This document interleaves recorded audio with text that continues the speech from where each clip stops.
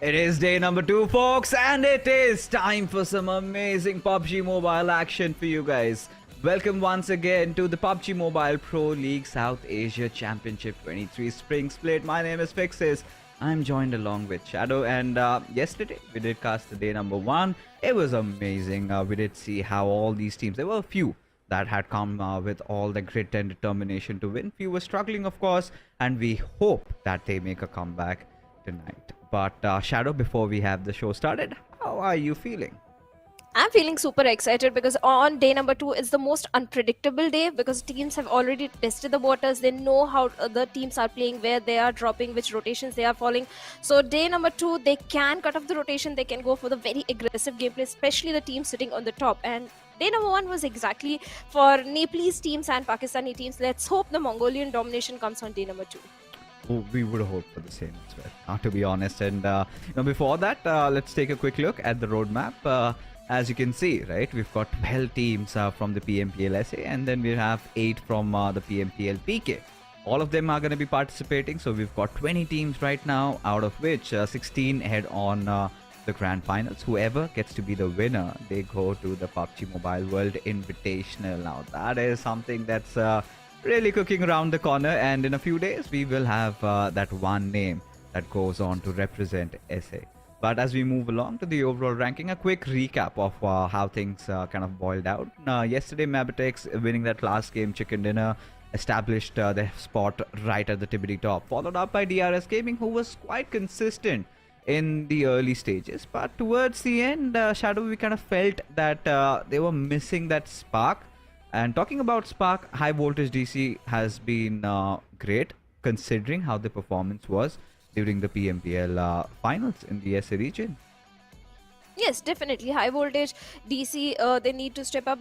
Yes, Magnus Esports and DRS, they were the most consistent one. Talking about Aganex IE, they started the day on a very high aggressive note by getting a chicken dinner for themselves, but towards the end, they started fizzling out. On the other side, I8 crew, they really need to step up. Yes, the last game was in their favor, because of which they propelled themselves by 6 positions in the overall standings, but still, day number 2 is going to be very critical for the players of I8 crew. Yeah, I mean, for Illuminate, sure. But look at Stalwart Esports, quite not this position that I'm really accustomed to see them. Because again, we know Stalwart Esports, day 1, day 2, they're like meh, and suddenly day 3, day 4 comes and they go full shebang. But yes, quite a lot of surprising names over here, especially NB Esports at the 19th spot. Unacceptable, to be honest. And same goes for Magnus Esports, and you've got the likes of SKYLIGHTZ Gaming, some big elephants in the room, and now are struggling for their territorial control in the jungle right now. But a little bit of a head-to-head of a few teams in front of us. Let's see, who do we have got here? So it's going to be, well, NB Esports, how they performed during the SA Finals Day 1 against the SA Championship Day 1. So you could see that massive difference in almost every single number out there. Look at that. Eliminations 6.3 to 2.5. That's a huge sharp cut that we are noticing. Even this survival time hasn't been there, considering the lobby these days. 15 minutes, I think it's quite unacceptable considering their standards. But yes, we'll take a quick look at how they've been performing so far. Initially, I think, Shadow, we felt good. They've been doing well in the fights, but towards the late, I think survival, the rotation has been one of those major concerns. Yes, at the same time, NB Esports, they have changed their drop location, but I think NB Esports, they played in a similar fashion during the SA League plays. They were literally struggling, but towards the end, they started stepping up and the aggression was there. So maybe on day number 2, we can expect big things from the side of NB Esports, especially Mondo and Fistboy. So yes, there is still a chance for NB Esports to propel themselves up in the overall standings, because it's just day number 2. The standings are still very volatile. Yeah, it's definitely volatile, because yesterday also we saw, right, one of those teams got a chicken dinner and suddenly they got 15 positions up yesterday. So that is something we really need to look at. But here we have a team comparison. So we've got 2 teams from Nepal. One is DRS Gaming, one is the other is Highvoltage DC. So clearly, I mean, DRS have been the better of the lot, and I think what has really caught my attention, just barring all those eliminations and the damage numbers, is the fact that the survival time of DRS has been much better in comparison to Highvoltage DC? Yeah, I agree. Because DRS in one of the game they came on the first position, they got the chicken dinner, then they came second, then they came fourth. All they had was one bad game. On the other side, for Highvoltage, they had two good games and two bad games. For the survival time, yes, DRS they are looking better. In terms of elimination points, also DRS are looking much better. In fact, this is a completely different DRS. In SA final, we saw a strategic DRS, and this time the DRS they are the aggressive one. They are not shying away from the fights. They're eager to take the fights. Yes, a strategy is there. They're always a tactical team, but at the same time, their aggression is also on point. You know, somewhere down the line, I think it also comes down to the fact that teams are getting a little complacent since it's the group stages. All they've got to do is stay at the top 16. So we're not really seeing them completely try hard, to be honest. And DRS has been doing that. At least in day number 1, I felt that they were try-harding till the last breath, because you would have some high expectations, especially not winning the PMPL SA. But we'll keep that conversation going on because we've got the schedule in front of us. Slight changes, as you can see. This time we do not have any Miramar, which certainly breaks my heart. But a lot of you Sanhok fans will gonna be enjoying yourself. So first of all, we're gonna start things off with Erangel. That's gonna be the groups and in fact the teams from groups A, B, C, D participating. E will be sitting this one out. And in Sanhok, we'll have E joining the fray, and teams from Group T will be sitting this one out. So heading into Erangel prediction, Shadow, which team do you think is going to get the first chicken dinner? I want to go with T2K this time. I don't know why. I just have a feeling. Maybe T2K can get a chicken dinner. Alright, so T2K you say. And maybe it could be. I mean, nothing taken away. They're still a really nice team. But I think it's a Stalwart's evening. I think I would want to go with Stalwart Esports because I feel that the position that they are in, it's not acceptable by their standards, right? They deserve to be much higher than where they are. And how do they do that? Easily get that first spot and get yourself in contention, win the game, win it all. So I think if Stalwart's managed to do that, I think yeah, this could be their game. But hey folks, the ones who are watching this broadcast, let us know, who do you think is gonna win this one out? Because there are so many contenders and so many good ones also. So let us know in the chat. But it's time that we get into the game. But before that, you know, we were having a little bit of a conversation around the others. I felt, you know, in those first few games, from the second game, I think they came into play. That is where they were focusing a lot on good positions.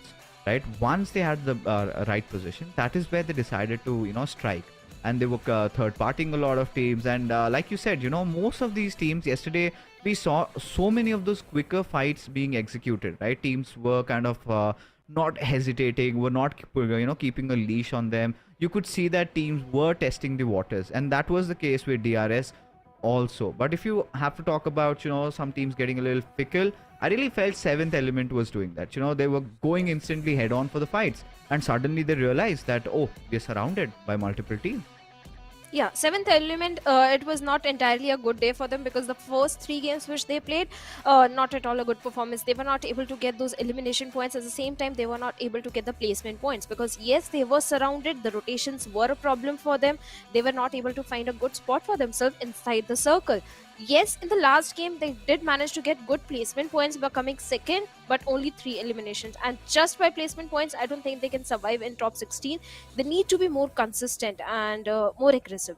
Oh, they certainly have to be. There's no second thoughts on that. And I think 7th Element have been, I think in that final few games, they've been impressing us, to be honest. Yesterday, they went full try hard, wanted to, you know, just live till the very end, and did accrue a top 2 position. So that is something that I really love about them. But today I'm going to be hoping that, you know, we get to see NB making a comeback. We get to see Magnus, SKYLIGHTZ Gaming, even the likes of TUF, some big old dogs from Pakistan. You know, they have been struggling lately. Aegon I8 has kind of lost their edge, but with a fresh new start, anything is possible. And this is one of those most momentous circles that we could face, as we have got the flight path trajectory all the way from the Milta factories towards Primos. So quite a certain trajectory that we have, and this sort of means 2 ways. Either it's a southern zone or it goes completely towards the northern side. Maybe if we get a Gatka circle or a Nyasnaya circle, I'd be really happy. Well, if we see a Gatka circle where the players of Leo Esports, they are going to be pretty happy because they tend to go and loot in the smaller compounds of Gatka region. They have a dominant control over that, and Leo Esports, they did fare off really well in the map of Sanhok as well. So yes, Leo Esports are also looking much more prepared as compared to SA finals. Stalwart Esports again going for their home ground that has always been Novi Rupnoy, and 4MV towards the side of military base. Magnus Esports, talking about this team also fixes. Yesterday, they didn't fare off really well. They were not able to perform up to at least my expectations, because last I saw Magnus Esports in the previous PMPL, Magnus and Eganix IA, they were competing head on for the top spot. But this time, they are sitting on the 17th spot. Not even a single good game came from their side. Yeah, I think Magnus Esports, one of those biggest concerns for me has quite pretty much been the rotations, right? And we've seen them getting engaged early on in multiple fights, and suddenly, the players start losing out on numbers. So that is something I think they might have worked on tonight. But this time, for Miracle Vibes heading to their good old Millie Bay, yes, Aegon I8 having decided, I think they're gonna go a little bit up north, and like we predicted, 3 variations, either a southern one. This one looks much like the good old Gatka circles, quite default. I think a lot of the IGLs will be happy around it, but we have seen, these days a little bit of massive changes in how the circle has been shrinking. So yeah, I just hope that the players are acquainted with it. As Sek, well, he's got a murderous intent, trying to just drive over Tantanatan, and Quantum Rage realized that they need to provide some cover fire. So Goku, you could already see that Mohsin Nagant getting holstered up. Halsey does have a shotgun. I do not know if the range really makes it, but yeah, Tantanatan makes his way to safety. Well, that was much needed cover fire required at that point. Otherwise, Quantum Rage, they might have faced a casualty. Uh, Speaking of Quantum Rage, also, yes, in one of the Miramar, they did fare off really well.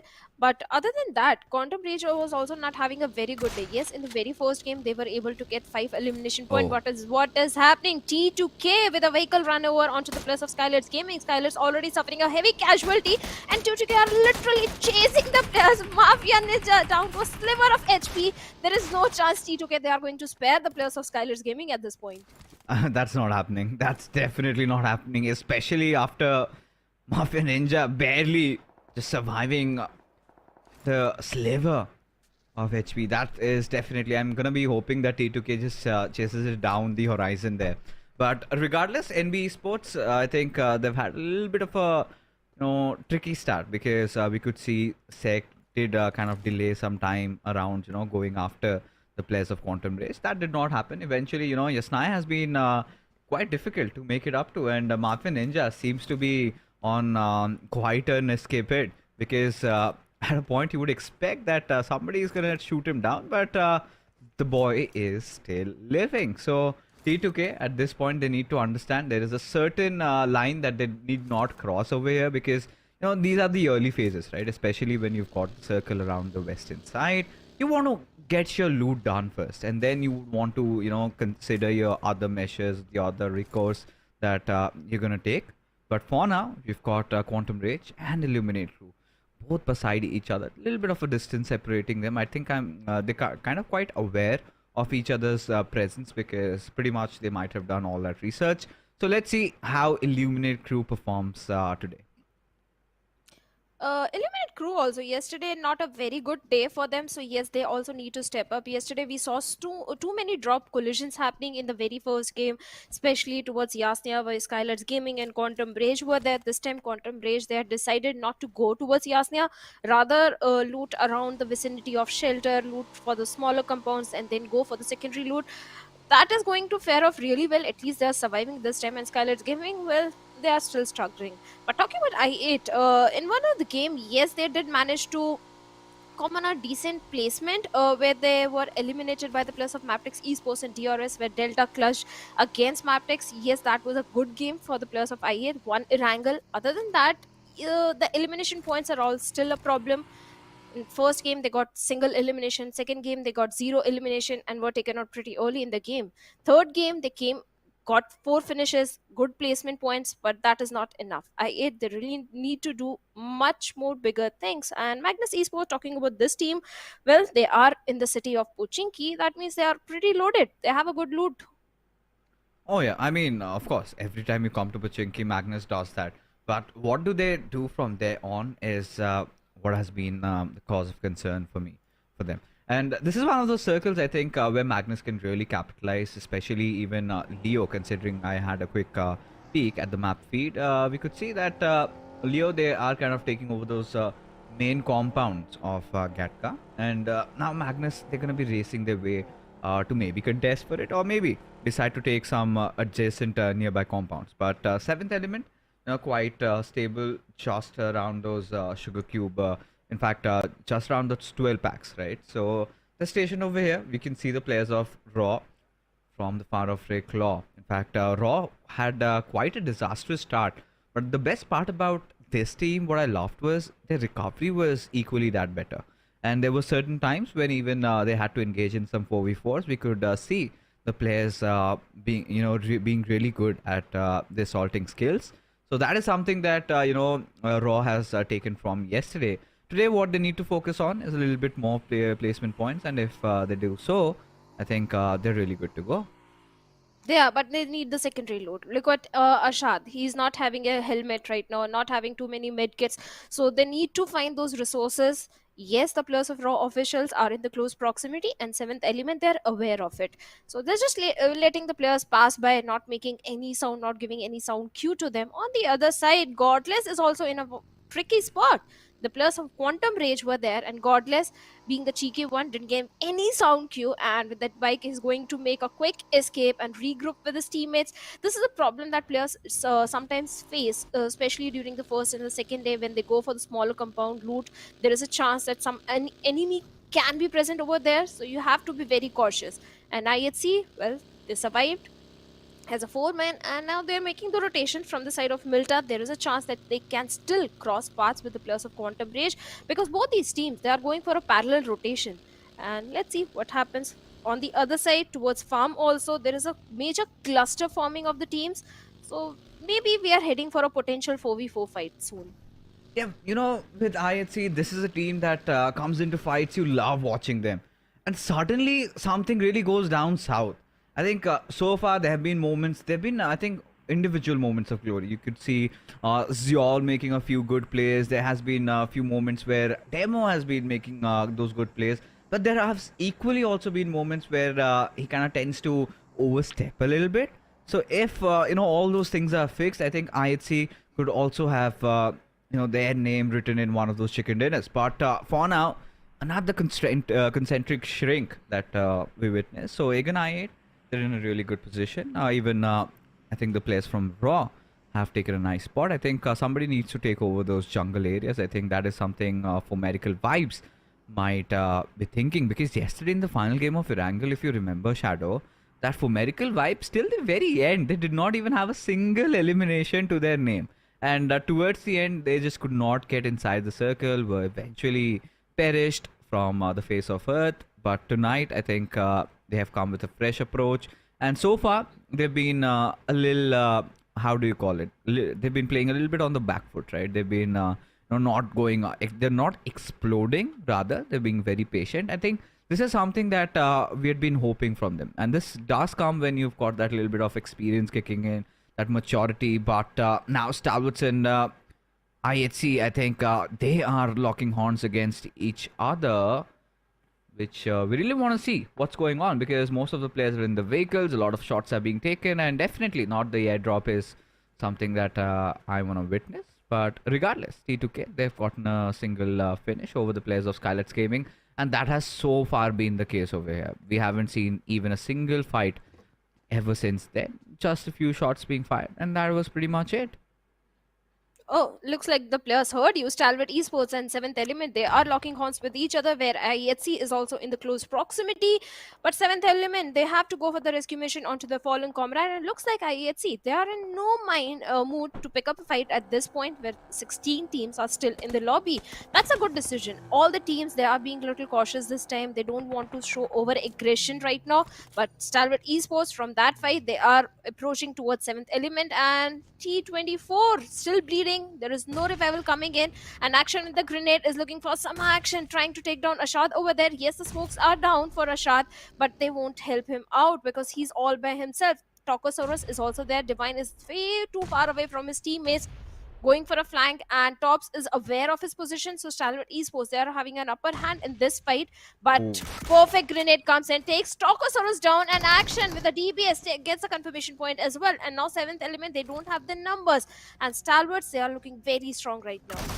Oh, they certainly are, especially when you've got a weapon like DBS. He's just gonna mow through the teams, and a little bit of a comeback from T24, but not enough, as Top just takes that flank in and gets the better out of the players of 7th Element. Look at Top. I do not see any HP bar on him, but then you've got IHC trying to capitalize on that. Nirzet spots that out and keeps them away from harm's way. As Demo, he's been dealt with, and this is what has been the concern with IHC. They kind of bounce into the fights and suddenly they're on the back foot, but Zeol, he's always been the knight in the shining armor for them. Now Stalwart in a whole world of trouble. They need to do something. They need to somehow try and protect their comrade, as Action has also fallen down. IHC really want to capitalize on that. A quick revival on Demo. I think that's what their intention will be, and then they might set their eyes on Stalwart.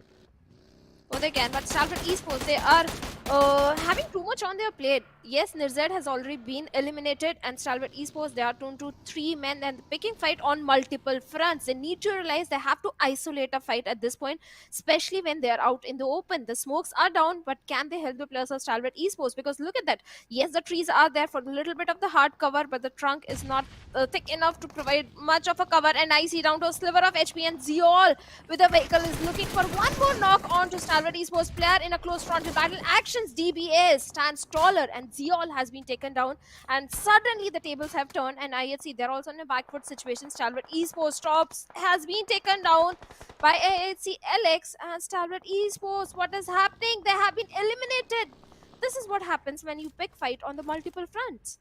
Yeah, I mean, Stalwart did not force that one out. At least for them, that's what I can say, because you know, they had their eyes on 7th Element. It was IHC who were looking to pick on the spoils of the war, but right now we've got Team Leo going up against Raw. As you can see, trades are coming in from both the sides, as 2 players have already fallen down. Kansha and Claw, both these players, they have to somehow keep the helm running, but that's not gonna happen, as Sas with that beautiful grenade goes in, just takes down one of those players, as the final one remains in the top floor. And the moment they push it over, I think that is pretty much done and dusted for Team Raw. Oh, it is, and this grenade can be so very deadly. Slipknot is looking for some knock and connection, but unfortunately the damage is there, but no player has been knocked down. And Raw officials, it's kind of a deja vu moment, and Liquid with a single grenade eliminates the entirety of Raw officials. And Raw officials, yesterday also similar thing happened. They were holding on to Ban House, where the players rushed towards them and they were eliminated. And this time again, a very bad start. 3 teams have been eliminated. Stalwart Esports, something unheard of, getting early elimination. But Magnus and Quantum Rage looks like they are also locking horns with each other, and Quantum Rage, they are the one falling down. Oh yeah, I mean, now we can see so many of those fights breaking out amongst all these teams, everybody vying for a good spot inside the circle. And SKYLIGHTZ Gaming, well, they've lost out on 2 of their players. Quantum Rage, one of them knocked out, but Leo Esports have, you know, kind of situated themselves in a very solid central position right now. But once the next circle shift happens, we have to take a quick look, you know, because there are few teams who kind of have that little bit of that high ground cover. But, well, let's see what's gonna happen next. Regicide, the players, they need to get inside the circle, illuminate crew right in front of them. You've got just Nima and AJ surviving, and especially with IHA in the nearby vicinity, no, it's not gonna be long enough that they get the smell of their enemies just around them. But Edgar, however, has been dealt with. I think it's quite rare that he can be saved over here. Still taking his chances though. But Aegon I8, I think they want to show no mercy, but IQ just suddenly retreats. Can't really understand why did he not get the confirmation there. Maybe because he's all by himself and his teammates are inside the circle, and maybe he thought he's out in the open. There is a possibility of TUF going for a flank rotation and he can be taken down. So he didn't want to risk anything. At the same time, Egon XI8, okay, they were in close proximity to the players of T2K and they needed their teammate with them for a 4v4 fight. So let's see what's going to happen. T2K and I8 challenging and contesting for the same very compound, but Quantum Rage this time they are up against the players of NB Esports, where trades are coming back and forth. And look at the amount of utilities, the smokes that have been deployed to go for the rescue mission onto Tanaton over there, but the grenades are still flung over by Mondo. And Quantum Rage, they need to be a bit cautious. Yes, the revival process has started, but this grenade was so very close. Ouch, that would have hurt them. But right now, Halsey, he's on the prowl, instantly just dashing in, and there they go, trying to breach in through NB Esports' defenses. Mondo, he is the first line of attack, has already equipped his DBS, and Halsey has taken quite some damage. That grenade coming in from Seg, doing the job right now, but Senior lies prone right in the grasses, and Mondo just trying to tap through those smokes, just hoping one of those pellets does connect, and he gets a knock through. And still, you know, constantly just applying that pressure as another one falls. As now, this is the moment where NB Esports decide to, you know, take things onto their own hands, as Tuntanatan responds with a grenade and Seg goes falling down. So does Akaza, as Senior spots him out from that beautiful flank, as Mondo is on really low HP. The tables seem to have turned as Mondo gets taken down from one of the players from Highvoltage DC. Now Fistboy, hiding in that little room, is now flushed out of cover as Quantum Rage just trying to, you know, force that revive through the smoke. And there you go, just like that, NB Esports get picked off by the players of Highvoltage DC. Oh, perfect third party. The opportunistic one. Highvoltage DC. This team is always ready for the fight. There's always hungry for those elimination points. And right now, the next victim could be the players of Quantum Rage. But somewhere else, 4MV, they eliminated the entirety of Magnus Esports. Looks like both these teams were trying to move inside the circle. And during the rotations, 4MV and Magnus Esports, they locked horns with each other. Yes, 4MV, they also suffered heavy casualty in that situation. Wait a minute. 4MV, they have also been eliminated. Oh my god. Now at this point, it's quite difficult to process what's going on. Everybody is just going after each other. You could see just teams vanishing from the face of the earth, not even being able to make it inside the circle. And for now, Aegon I8 and T2K, not the neighbors you would want to see right now. But IHC, well, they've got vengeance running through their veins as a few grenades are being flung over at their direction. As Alex, just trying to eye out Roshan, has spotted out that smoke erupting, does inflict quite some damage, but still not yet enough to sort of gather that knock over there. But finally, the second one goes through, and IHC, now you know what's gonna happen, Shadow. IHC, they're not stopping. Regicide down to only 2 players and they have to back away. They have to scuttle back to safety. Otherwise, IHC, they are going to hunt for them. They're hungry for those elimination points, and he was so close. The player of IHC was so close to Avenger. This could have been a vehicle run over, but they did lure out the player out in the open, and Godless was ready with his M416. Takes him down, but the trades are coming in, and Demo was there to save the day and his teammate. And with that, Regicide, they have been eliminated, and IHC already 7 eliminations in their favor. And T2K looks like they're also not stopping. They are locking horns with the players of TUF, and TUF is trying to challenge T2K in their own compound. And Edgar with a DBS shot right on the face of Rick gets an instant confirmation, and T2K, they are down to very little HP. And M7 trying to save the day, takes 1 player down, but that was not enough. It was a 1v3 situation, and TUF, well, they have been eliminated, but T2K, they can't have a a breather because Econex IA, they're also looking for some challenge. And Jane, from that perfect window angle, takes one player down, looking for the second one as well. There is no chance for a revival for the players of Econex IA, and Blair trying to find some breathing room. And Jane with the UMP45 is so powerful in the close range, but Seog will come in, and in a matter of few minutes, T2K, they have annihilated two teams out of the lobby. Oh yeah, I think finally, the comeback that you were waiting from T2K has come into fruition. They are holding their territory pretty well. The fortification has been set right, and this is exactly the train to kill we want to see. And IHC now again on the warpath of trying to take down teams after teams, but this time they have to face the wrath of Highvoltage DC. I do not know from where they're taking those shots, but every single one of them converting into those limbs as IHC again.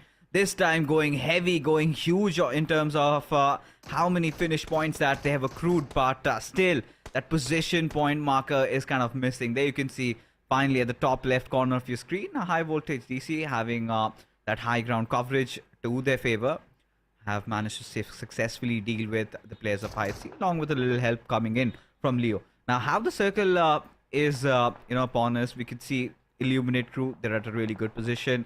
And same goes with the likes of Highvoltage DC also having a little bit of coverage around those hills, right? And if they could play around that, I think this could be one of their games where they could get a chicken dinner. And they'll be looking for it. That has been the plan for the players of Highvoltage DC right now.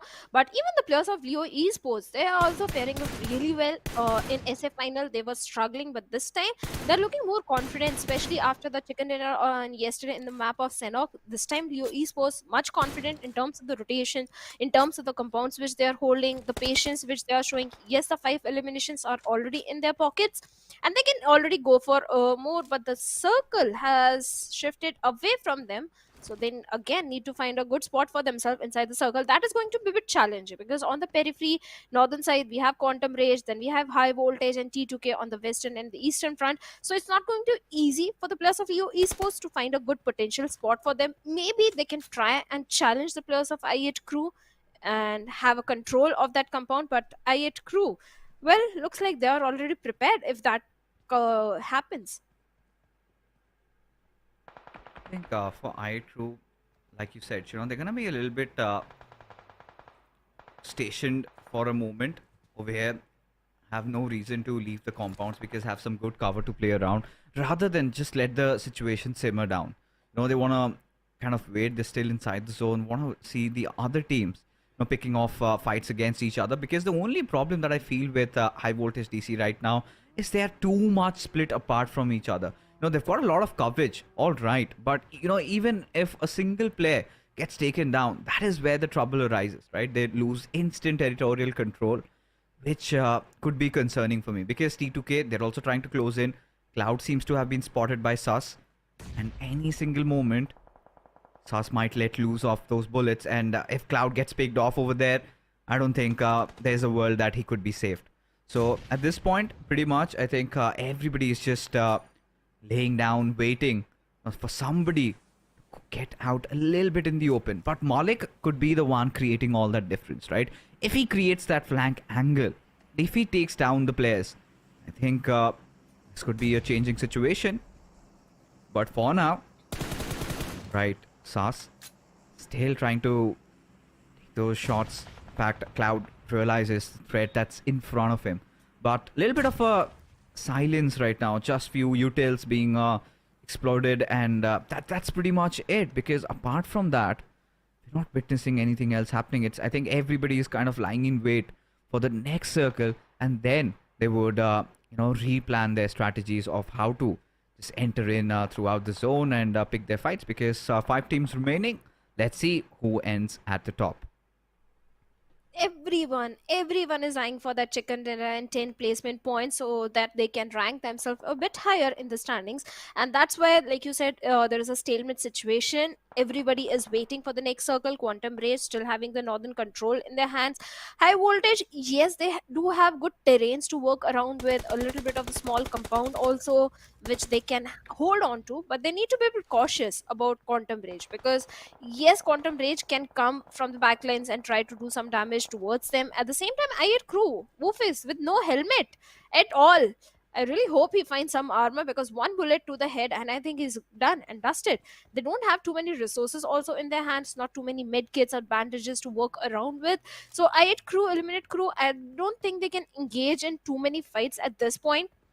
They're going to show a lot of patience right now. Yes, they're aware about the position of Malik, courtesy to that smoke. And through the smoke, Bufis is still trying to pep a few bullets and give out some damage, but High Voltage, they're not taking any chances. They're not risking anything. And so the players of Leo Esports, T2K also going for a bit of the northern rotation. They need to be a bit cautious, because yes, all the prime spots inside the circle are already taken, and it's not so easy at this point to find a good real estate for themselves. Well, I think for now, Illuminate Crew, they can afford this, right? They're still in the mercy of the blue. They're inside the circle. They do not really have anything to worry about. They've got some ridges to play around with. And Woofus, even if he gets knocked, I think pretty much the revival will come through. So that's not going to be the cause of concern. But, I'm just hoping I'm just kind of waiting, rather, for the first point of contact. Who takes that first step, who gets the first knock, because T2K, they've got some really nice coverage. We've got Quantum Rays a little bit clustered up. I think this is where they want to make that move on Suyok, but instead it's the other way around, as Nova somehow finds Jane out in the open, and this could be where Quantum Rage could capitalize on that information and could decide to push in over at T2K, as those grenades are being flung over, but still no damage being done, as Quantum Rage is kind of trying to tread through those areas quite cautiously. They want to make sure they get some area. They are not making any hasty moves over there, just playing across the ridges, and that is pretty much it. Finally, I8 decide to settle inside the vehicles and plan their next move. But this is going to be such a difficult escape for them, because considering the fact they're not just only clobbered down from one direction, but also from the eastern side, and you've got Leo, you've got Highvoltage DC. Whenever you're coming from that lower ground, you're ought to face a lot of dire circumstances, and that is exactly what's happening, as Viper has been taken down, and those flurry of grenades coming in, I think, has made life hell for the players of Illuminate Crew. Oh, they are doomed. They are doomed. One side we have Leos, on the other side we have the players of T2K Esports, T2K. So it's not going to be easy for the players of Illuminate Crew to escape from this situation. Lot of throwables have already been invested, but as a blessing in disguise, High Voltage are trying to do a third party. They take down Liquid, but the trades are coming in. Malik has been knocked down, and High Voltage, they are picking fights with the players of Quantum Rage as well. Tanakan has been knocked down. This is the moment where the players of T2K, they can capitalize. They can find those trades. They can find those confirmation. Yes, Sandesh is dishing out a lot of damage towards I8 Viper, but he overexposed himself, and Nova X was quick to pull that trigger, instantly takes Sandesh down. Now Suyok is looking for the rescue mission onto his fallen teammate, but the rescue mission should come in. On the other side, Jane is watching for the flank angles that might come from the northern side, that is from Quantum Rage, and a Viper with a grenade takes down not just one, two, three players of Leo Esports. Sus has also been dealt with, and Haitami is the only one standing, gets a confirmation onto Viper, but enough damage has been done towards the side of Leo Esports, and Illuminate Crew, suddenly they are having 6 defeat points for themselves. Oh yeah, and this is the moment they were waiting for, right? And Illuminate Crew, they're the ones who were kind of on that lower ground, so had to face the brunt. The moment they decided to get out of their covers, they were just getting pounced upon by so many squads. In fact, 3 squads chimed in, and as a result, they have lost out on 2 of them. And now it all comes down to Nova and Rufus. They are trying to make their way through. So Yog finally getting picked off by Nova. But still, the troubles do not end for Illuminate Crew. They have to figure a way somehow to try and inch in a little bit close, but it is Sandesh who's just pushing over with the ump, and he will be slapped right back by Woofus. Does not have the helmet, but does not concern him, as he still manages to get a knockout, and Sandesh is being confirmed also. High Dami being one of the biggest horns for Illuminate Crew, as he has that little bit of a cover and is waiting for the players of Illuminate Crew to make a move, as Cloud quite safe inside that only compound in the zone, as you can see. As there you go, a grenade coming in from Jane does the job as Illuminate crew bite the dust at the 5th spot, but with 7 eliminations. Oh yes, I didn't expect I8 crew to stand for very long time considering the position. They were on the lower ground, but yes, they did capitalize by getting those elimination point onto the players of Leo Esports. And now T2K, they might be having a next victim in the name of Highvoltage, but Quantum Rage kills. He was to pull that trigger, takes Malik down, but the confirmation has been done by Jane and T2K Esports, having 11 eliminations in their favor. 3 teams, 7 players still remaining. T2K, they are looking very strong. Highvoltage DC, they are in such a big split. Segregation that has been showcased from their side is not going to help their case, as Cloud is having his own worries. Quantum Rage right on their doorstep. Jiggle can try and do something, throw those throwables, and perfect grenade right on the face of Senior instantly takes him down, but Cloud has also been shut down. Yeah, it all comes down to Helsi, who's kind of caught in a really dicey spot, and somebody wins it. It is going to be the boys out there. The Nepalis getting the chicken dinner. What a beautiful way to capitalize on the situation as T2K Esports take it home, and not just that, get to that overall second spot in terms of the standings. And wow, what a game it was, right? Towards the end, Quantum Rage deciding to push in, Highvoltage responding back in fashion. Just when that fight was brewing, Jiggle's position gets compromised, and T2K deal the final blow and get the winner chicken dinner.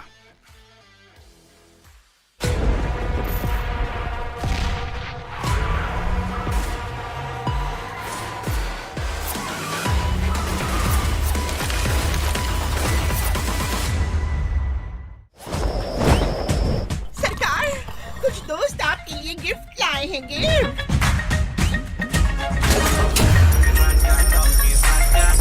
अरे वाह! आजाद लग रही donkey राजा, donkey राजा, donkey राजा। तो बस हमारा शाही लिबास PUBG mobile पे पहन लिया जाए। सिर्फ PUBG मोबाइल पर।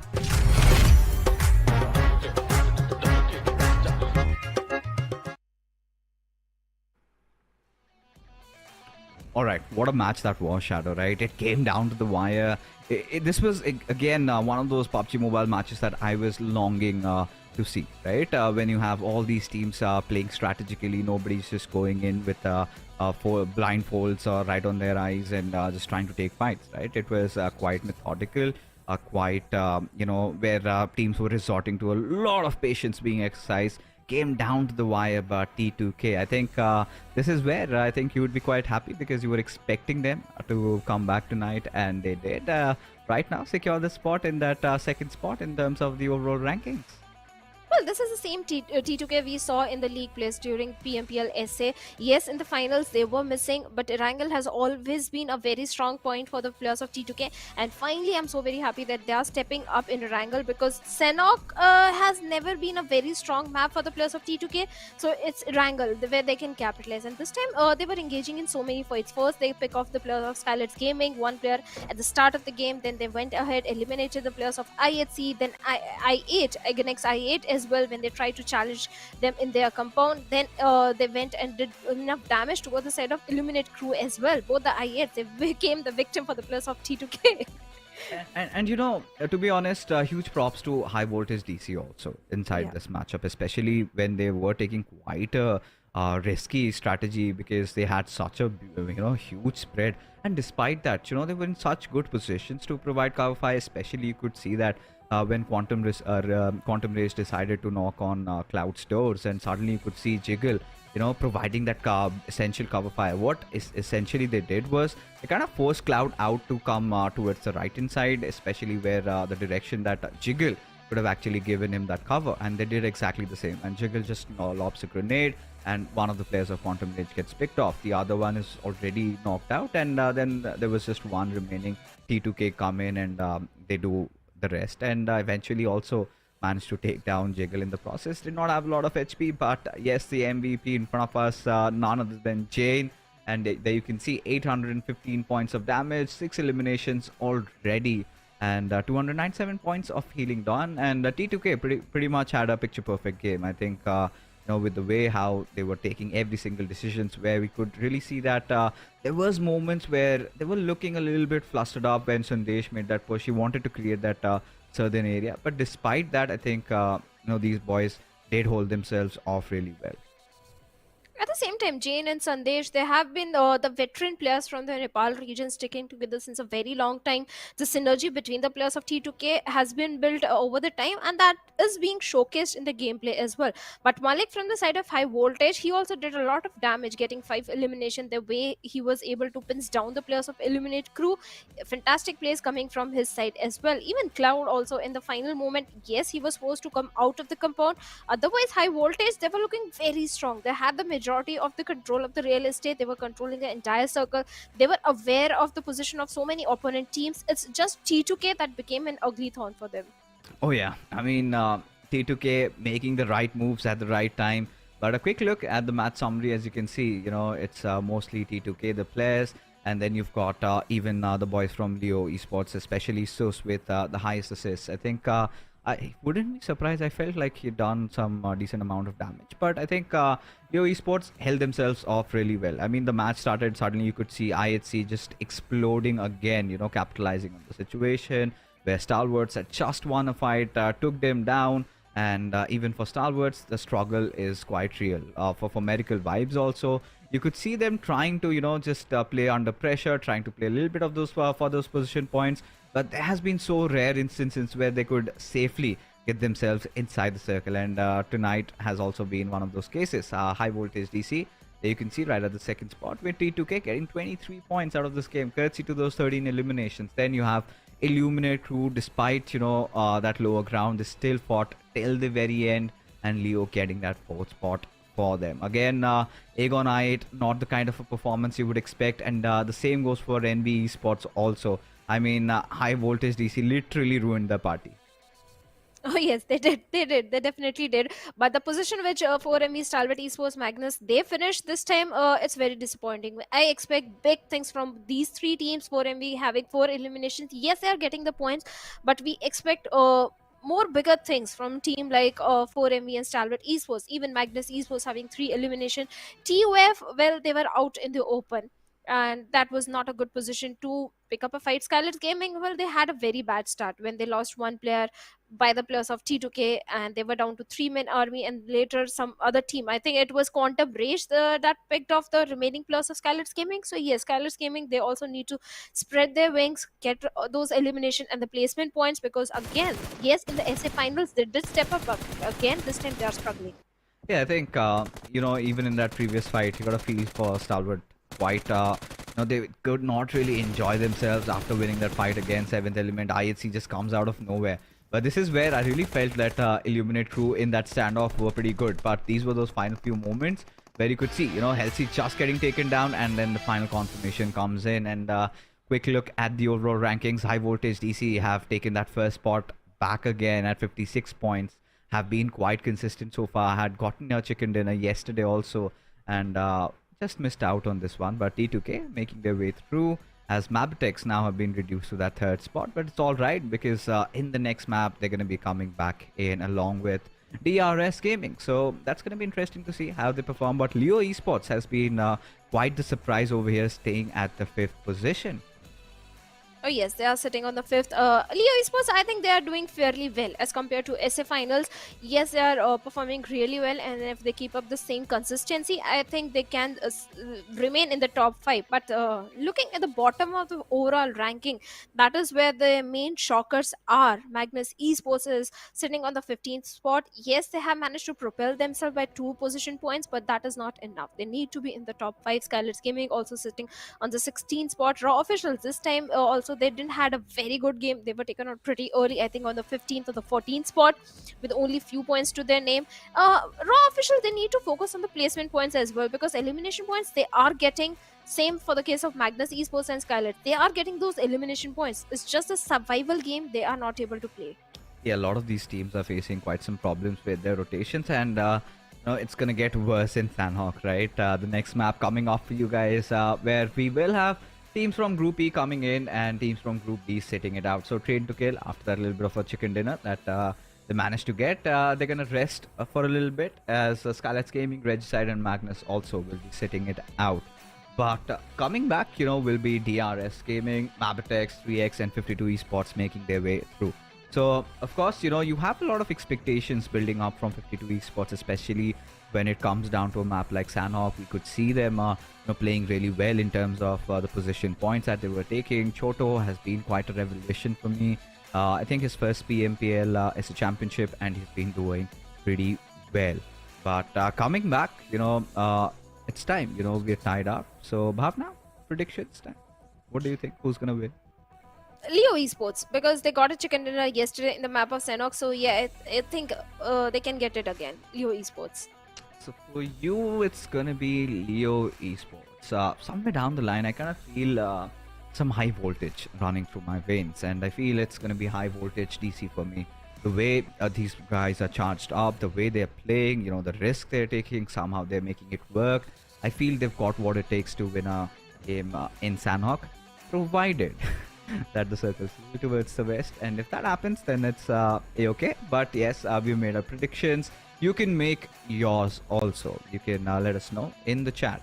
Everybody just making your own calls. Who do you think? Your favorite team, or is it going to be some team that has picked up the pace and has been asserting their dominance throughout this league stages of the PMPLS championship? But coming back to a map like Sanhok, it's been quite tricky, to be honest. The way the circles are forming, we've seen circles go a little bit north. We've seen some central circles also. Few teams really struggle. Eyes will be on Stalwart Esports as to how they're gonna push themselves through, because yesterday, if my memory serves me right, I think they had that drop clash against 3x Esports.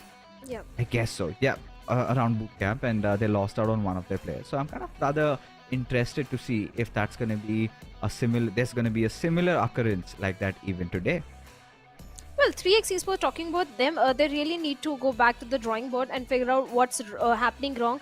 The drop location clash with the players of Stalwart Esports, I think that was a very bad idea, and they should avoid doing that. Even in the Miramar also, they were taken out pretty early in the game, the last Erangel. So all the three maps are not working for the players of 3x Esports. So they need to go back to maybe head over to Zarki or Hatin or somewhere on the extremities of the map and go for the loot. Sanhok offers very good resources and loot, so they can go for the smaller compounds. But talking about other team that did really well in the map of Sanhok yesterday was 4MV. They placed on the third spot. They got 8 eliminations. So yes, 4MV, they can also get a chicken dinner for themselves this time. Oh, well, they certainly can, right? There's no second thoughts in that. For Medical Vibes, I think it's all about just getting into that game mode, getting started off for these lads, because I feel they've been trying to play a different style of PUBG M that's not working out. I think the usual habitat for the players of 4MV has all been about taking fights, and a lot of fights at that. And they kind of thrive in those circumstances. But so far, they've been struggling, right? When you kind of see them taking a little bit of a different approach, and that hasn't been working out. But still, I'm not concerned about for Medical Vibes, because I think for them, they're looking at the bigger picture, right? In the league stages, all they need to do is just take that, keep that top 16 confirmed, get into the finals, and in those days, just go all out, explode if you can. So I think that's going to be one of those days that they're going to be waiting for. Till then, it's all about just testing the waters. Agreed, 100%. Maybe they're preparing themselves for the next stage. But what is happening? 3x Esports again going head on with the plus of Stalwart Esports in bootcamp. Yesterday, they lost the fight. They were taken out pretty early in the game, and at this point, again going for the same strat, I don't think it's a good option. On the other side of the map, Leo Esports, well, they're also locking horns with some team over there, and looks like IHC, yes, and they have got good defeat points for themselves. IHC this time not having a good start, but in bootcamp this time it's kind of a stalemate situation. Yes, 3x Esports, they are in the main central building trying to engage in a fight, but they are cautious this time. They are not over aggressing. And looks like IHC, they are not in a good spot because TOF is also in a close proximity. So a lot of third parties are also happening. This time so far, at least for 3x, there hasn't been a lot of commotion, right? They finally managed to drop down safely, have gotten a few loots, and this is where a threat is always looming around Stalwart Esports. They must be just kind of rethinking where could the players be. You could see a little bit of a partition being there, but trades coming in quickly as the buff gets wiped off from the face of Earth. I see his position compromised as Kaido deciding to go in for the finish, but that's where the mistake comes in as NIRZ now wanting to capitalize on the situation. 3x, Bomb 2, he needs to go on that escapade, still manages to keep himself alive somehow. But there you go. I mean, the inevitable is there. NIRZ is quite unhappy with what 3x are trying to do. That was a suicide mission again coming into the homes of Stalwart Esports. It took them a little bit of time, but still they come out through. But again, a casualty. This time, it's going to be Action that has been laid off. And I see Tops and NIRZ, they have to walk it through. But Quantum Rage and Raw, we see them meeting each other as Claw has been knocked out. Kansha under extreme duress as Halsey and Senior decide to charge in at his direction. Oh, Kancha, such a tricky spot, a 1v2 situation for him. He did manage to take some HP out of Halsey, but that won't be enough to save him as 1v2 was way too much to deal with. And with that, he has been dealt with. Tanachan, who was knocked down, and Senior is running to go for the rescue mission onto the fallen teammates. In a matter of few minutes, Quantum Race, they have got 3 defeat points for themselves. A good head start. Leo Esports, they also have 1 defeat point, but TUF and IHC LX in a close frontal battle, and DBS again reigning supreme in the hands of Edgar. He finally managed to take down LX over there, and IHC this time they are struggling. They are down to only 1 solo player, that is going to be Zeol. He has to play for the placement points, and this time I don't think IHC can afford to show any kind of aggression, and TUF, they're still looking and hunting for the last remaining player from the side of IHC. But 52 Esports, Highvoltage, this is rather a very fast Sanhok fixes this time. So many fights are happening. We can blame the circle because it's a complete western circle, not western circle. And Highvoltage and 52 Esports, all I can see is Cloud being surrounded by the players of 52 Esports. Malik bit far away from him. And looks like Cloud is also on the low ground. I'm sorry. I need to get my vision checked. For Highvoltage, they're a bit far away from the players of 52 Esports. Yeah, and this is one of the circles where Highvoltage, like I said, would really need. And they've gotten their dream zone. All they need to do is convert that into actions. And if they can manage to keep that Western Island under their control, then they're really good to go. But like you said, Shadow, 52 Esports already have managed to do the job. And yeah, 2 players already being dealt with. And the final one also falls down for IHC as, it was too much for them to handle at this point. As even 7th element lay down on that Western Island. And it is now comes down to 52 Esports, how are they performing. So like I said yesterday, we did see some good plays coming in by these lads as suddenly Stalwart Esports has picked up a fight against Illuminate. A quick rotation, they wanted to cross over, they wanted to go to the other island, but Illuminate crew seems like, they were just waiting for Stalwart to make such a movement. And this really comes down when you're one of those big guns in the lobby. Everybody has got a target right on the back of your head. So Illuminate crew really capitalizing, and Stalwart slowly but surely losing out on numbers.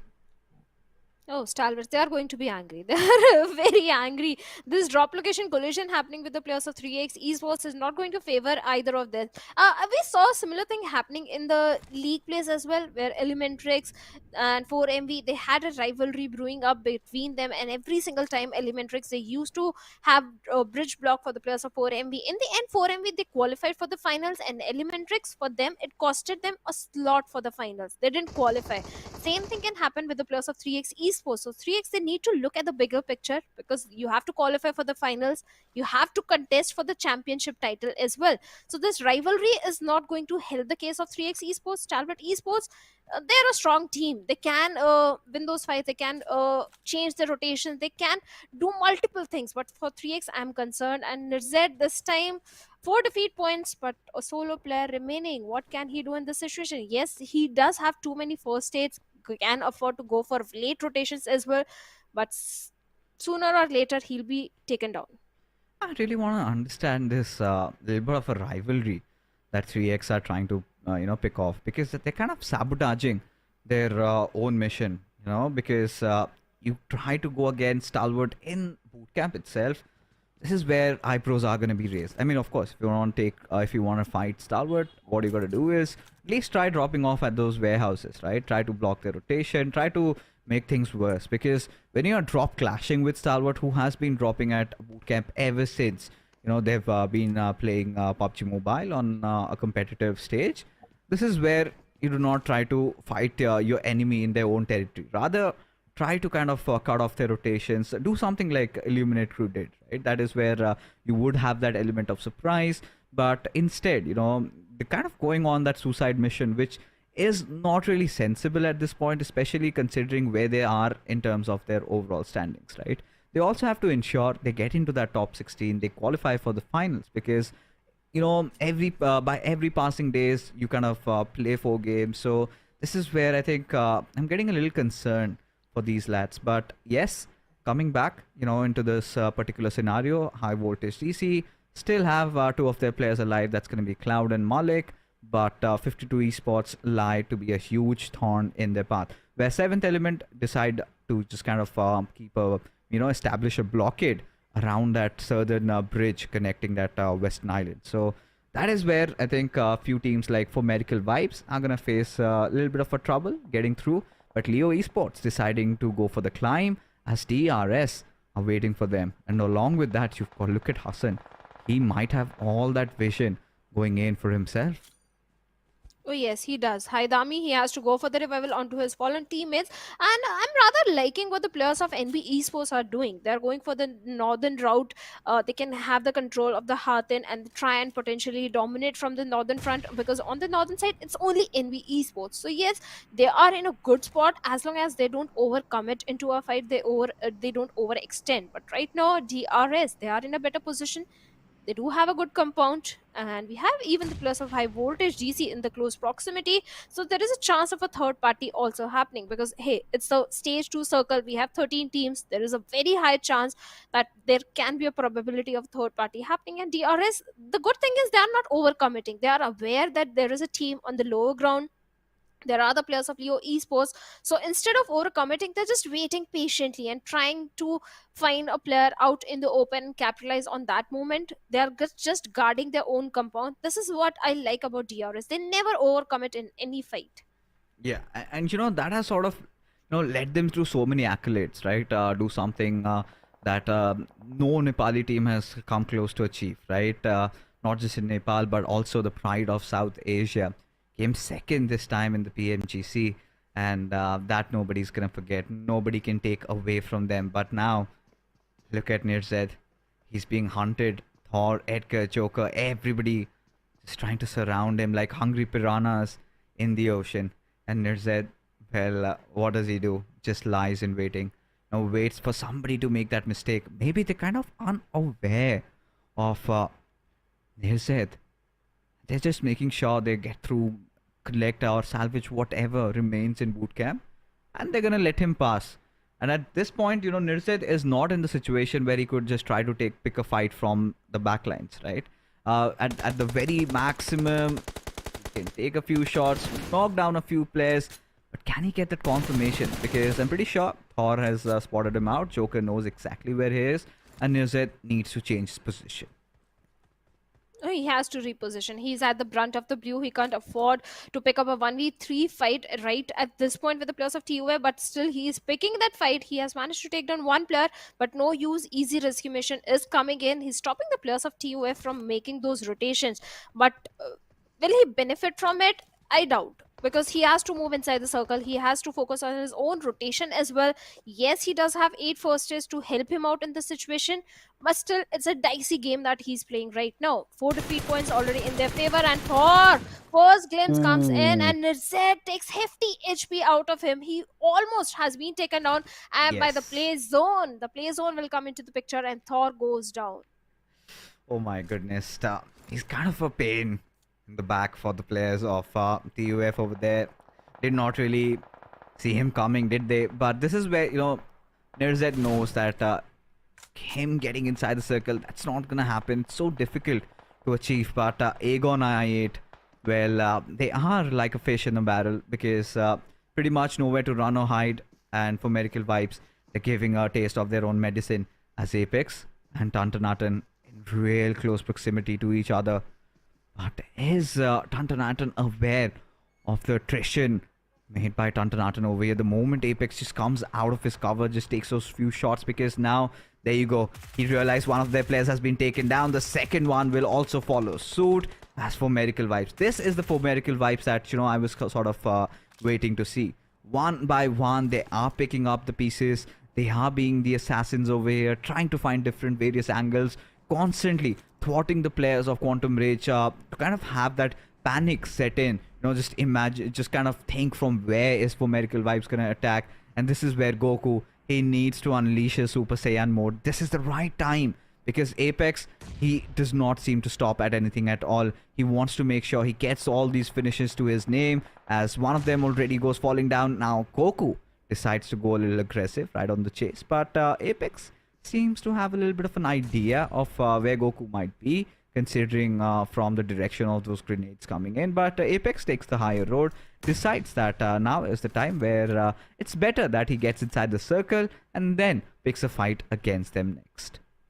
Oh, you have to be friendly with the circle, because I always say the blue zone is a 17th team playing against all the teams in the lobby, and they're going. The blue zone is going to punish you equally. So for ME, yes, this is the moment. Being 490 meters away from the circle, you have to prioritize the rotation. On DRS, well, they're still maintaining the control of the compounds which they are holding towards the southern end. But the southern rotations for all these teams are not going to be so easy, because the major cluster is towards the southern side. Even the players of IA, they need to watch their back, because from the back lanes, even the players of TUF, they are also making the rotations. So Illuminate crew, they have to be a bit cautious, because they can be the victim of those third parties between DRS and TUF. If not, they are not careful, if they're not cautious, if they don't keep the players of TUF at bay. So that can happen. For now, majority of the teams, they have made it inside the circle, barring 4MV and TUF. So it's kind of a stalemate, but I hate Nova X looks like he was on the periphery of the blue, and blue zone came in, took him down. The play zone is taking down Joker Sir as well, and TUF and IA, they're locking horns with each other, and DRS, they're hearing those gun shots, but instead of doing a third party, they're changing their position, because the circle has shifted away. This is something I like about DRS. Every time they prioritize the circle rather than the fights, and TUF and IA, they both are pretty much doomed, especially the players of TUF. With no first aids at all, there is no chance that Thor can make it inside the safety net of the circle, and 52 Esports, they were able to capitalize and get a confirmation point onto one player from I8, Illuminate crew. Yeah, and look at who still lives. That's going to be Nirzed, as DRS decide marching down on the players of Highvoltage DC, as one after the other, they just take them down. Rules will have no trouble getting back up, but Aegon 8 have a really good position, but suddenly are being contested by MABETEX, one team that got to the first position last night with that chicken dinner, but suddenly they're on a warpath of reclaiming that.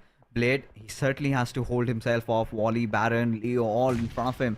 Everybody unaware of his position. There he goes, bazooming with that DBS, still trying to keep himself alive for so long as IQ comes in, but Blade decides to charge in as Baron, he's been dealt with, and at this point, staying inside this little emergency room, and that's all he could get, as MABETEX successfully take control over the Camp Alpha area, as quite a lot of teams have tried to close in, with DRS being the closest and being in a nearby compound, with 52 Esports still applying so much pressure from the hilltops.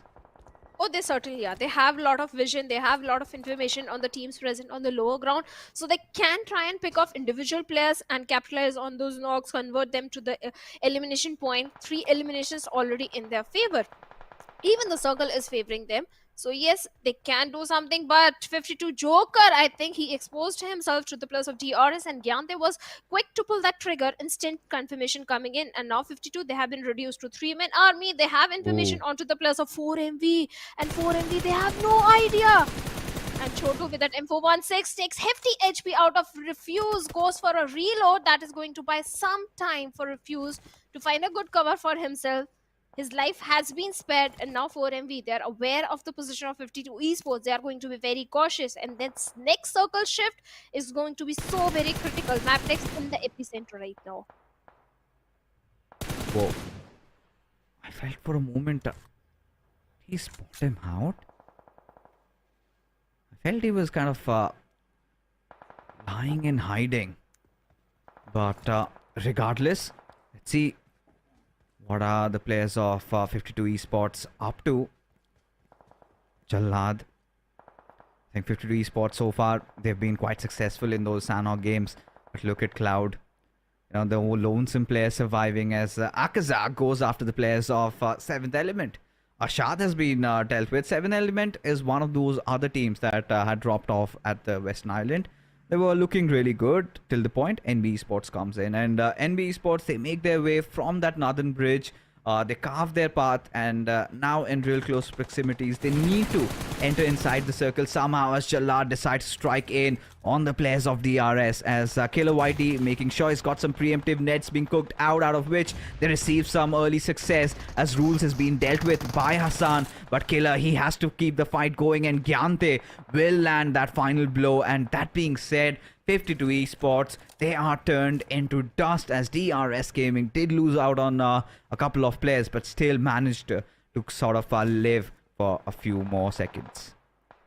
That was a blind, hasty rush that came from the side of 52 Esports, and DRS did capitalize on it. On the other side, we have the players of NB Esports and 7th Element also going up against each other, where 7th Element are not looking good with T24. Only man standing, 3 players looking in his direction. A 1v3 situation was way too much, and 7th Element, they also bite the dust with only 2 elims in their favor and the 6th spot. And for MV, this time they are so very aggressive.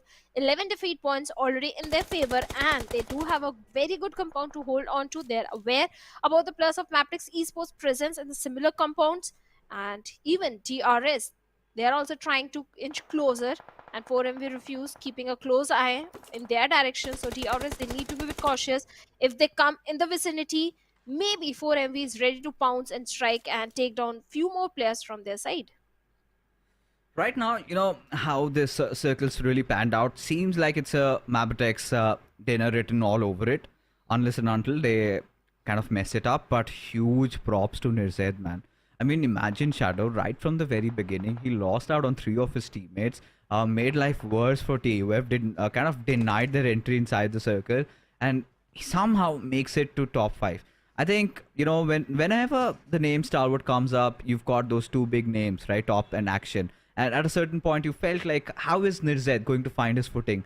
And suddenly, I think especially from his heroics that he's been showcasing during the SA finals, he's turning out to be one of my favorites from Stalwart so far. What an addition has he been to this roster? 100% agreed. He saved the day for so many times. There were so many clutch moments being showcased by Nirzed in the SA finals and the league plays as well. So many times he brought his team higher in the positioning. But right now, NB Esports, they are moving closer to the players of MABETEX Esports, and NB, they are not prepared. They are not looking good. But Fistboy with the DBS takes some SA over there.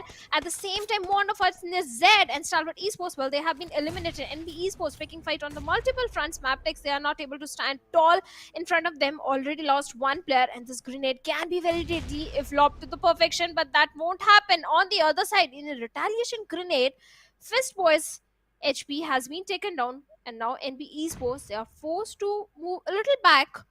Mondo still guarding the angle. Even the players of DRS, they have moved closer to the players of MABETEX, so there is a chance of third party happening in this situation. Even 4MV, they can also chime in, but for now, DRS and 4MV, they are just waiting patiently for the circle, and the circle shift is going to be so crucial. 4MV and DRS, they find themselves in the safety of the circle. Yeah, suddenly the scales are tipping in the favor of Miracle Vibes, especially if they can somehow deal with DRS, because NB, they are going to apply so much pressure on MABETEX, and considering the fact that MABETEX are kind of restricted to one compound only, it all comes down to if Mondo or Sek or Festboy could spot one out. With Baron already just cooking up that grenade, decides to throw in a little bit of extra time taken in trying to cook it. But right now, NB Esports have their attentions diverted on trying to get inside the mercy of the zone. And at this point, you know, DRS, they need to be a little bit watchful, which is where for Miracle Vibes can completely take advantage of such a situation. Even MABETEX can make things worse, but Fistboy has been given the duty to somehow try to protect MABETEX from coming in, and he does exactly that. One grenade takes Leo down. Wally barely surviving with just 20% HP as Baron He has to be very careful with his movements, makes those right decisions, drops that smoke. But Apex now deciding to go after Gyante, and this is where Medical Vibes are just on the cusp of getting a beautiful chicken dinner. But NB Esports and MABETEX stand in their path as Apex comes out through, gets that beautiful one on Fistboy, as well as it all rests down on the nimble shoulders of Mondo. As MABETEX, this is the moment where they decide to get inside the circle, but for Medical Vibes again readjust, reposition them as the final fight awaits them. 3 teams and NB Esports with a single player. 4MV versus MABETEX Esports. Wally already taken down, and Apex with the grenades is looking for a confirmation, but he's not aware of the exact position where the players of MABETEX are. But Apex with the grenade takes on Leo over there, leaving Baron all by himself. Now in a 1v3 situation. Now 4MV, like the Predators, they're hunting for Baron. Baron takes Refuse over there, but Apex comes in, chimes in at the perfect time, and gets a winner chicken dinner for his team. Wow, that was impressive, for Medical Vibes completely, making sure they had all their corners checked, were patient, and at the same time, aggressive when needed. Just for Medical Vibes chicken dinner that their fans needed, with 17 eliminations, instantly propel themselves to the first spot in the overall rankings.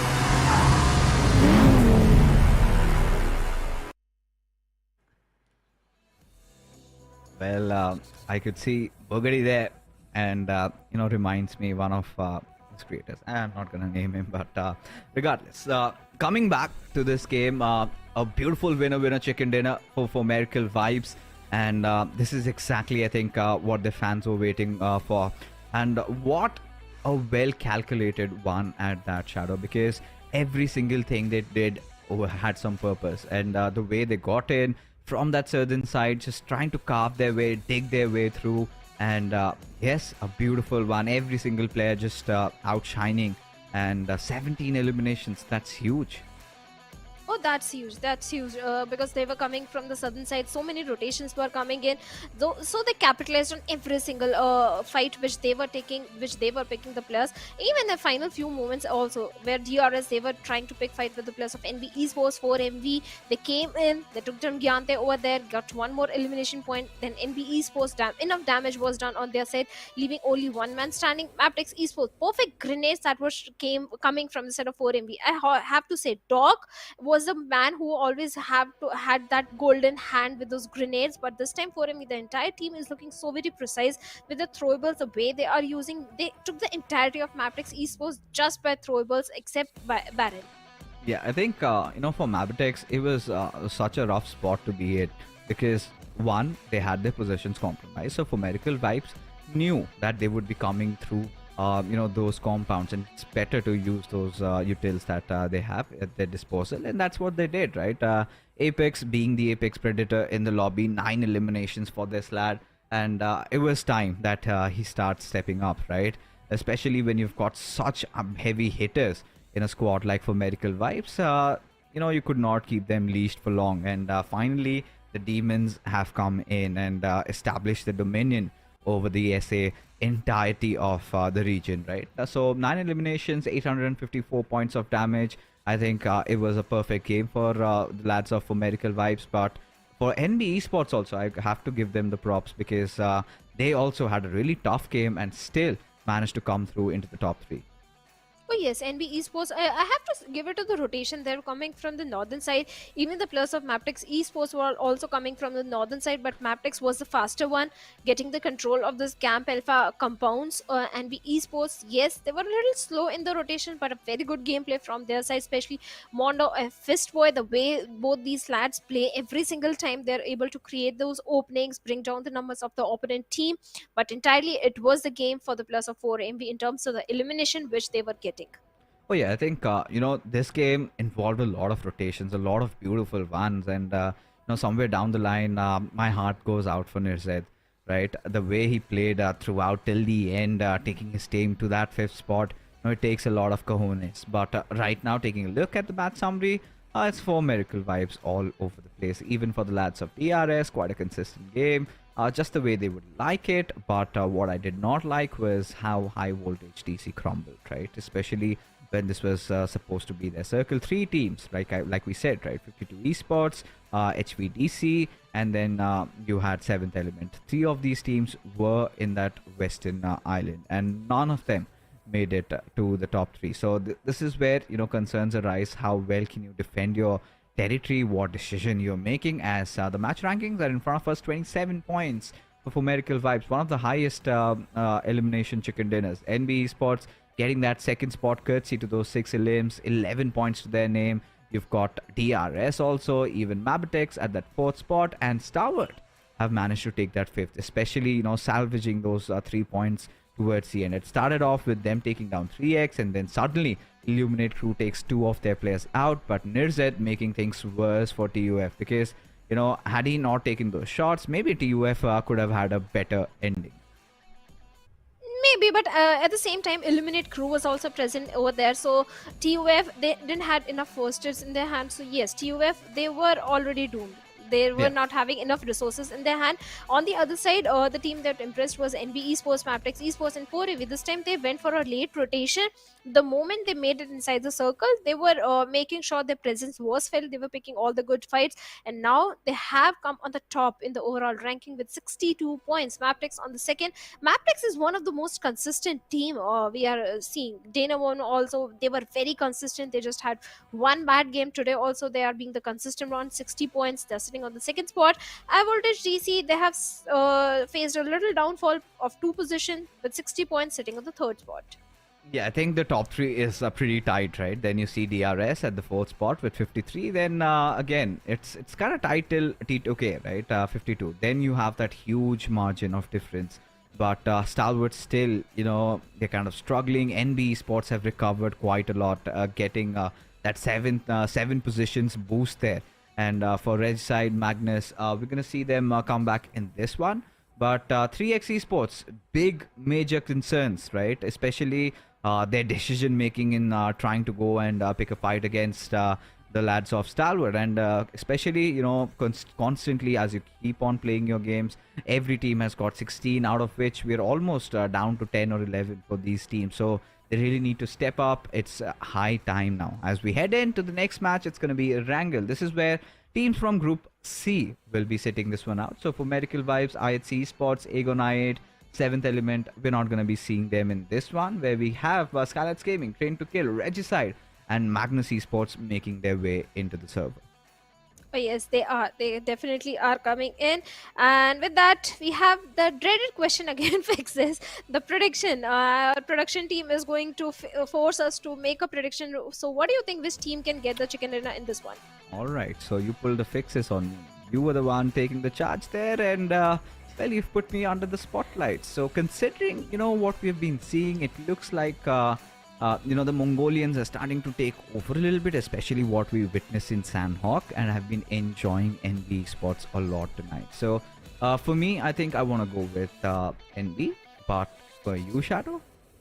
I think Stalwart Esports, because they are angry. They're angry and they're upset because 3x Esports, yes, they ruined their own game and the game for the players of Stalwart Esports as well. So Stalwart Esports, maybe this time they'll be looking for, if not chicken dinner, a very high fragging game at least. All right, so we've gone for the Mongolians. But if you think the Pakistanis or Nepalis have got what it takes to win the next Erangel, then let us know, because for Stalwart Esports, I don't know, man, like what's going on, because I think at a certain point when it comes down to taking 4v4 fights, Stalwarts kind of tend to win that. But even those multiple situations, we are witnessing them being picked off from players that lie in hiding, right? In Erangel, what we saw, they took down 7th Element and suddenly IHC comes, striking down. And in the next one, they just got rid of 3x, and then you see that the players of Illuminate crew were waiting for them. And, that's the nature of this game. You cannot complain, oh, they are third-partying me, or they're waiting and hiding. I mean, you could do the same for your enemies. You always have to keep your eyes wide open, right? Cannot complain that they're camping, they're doing this, they're doing that. This is a game of survival, not about who gets the highest eliminations, right?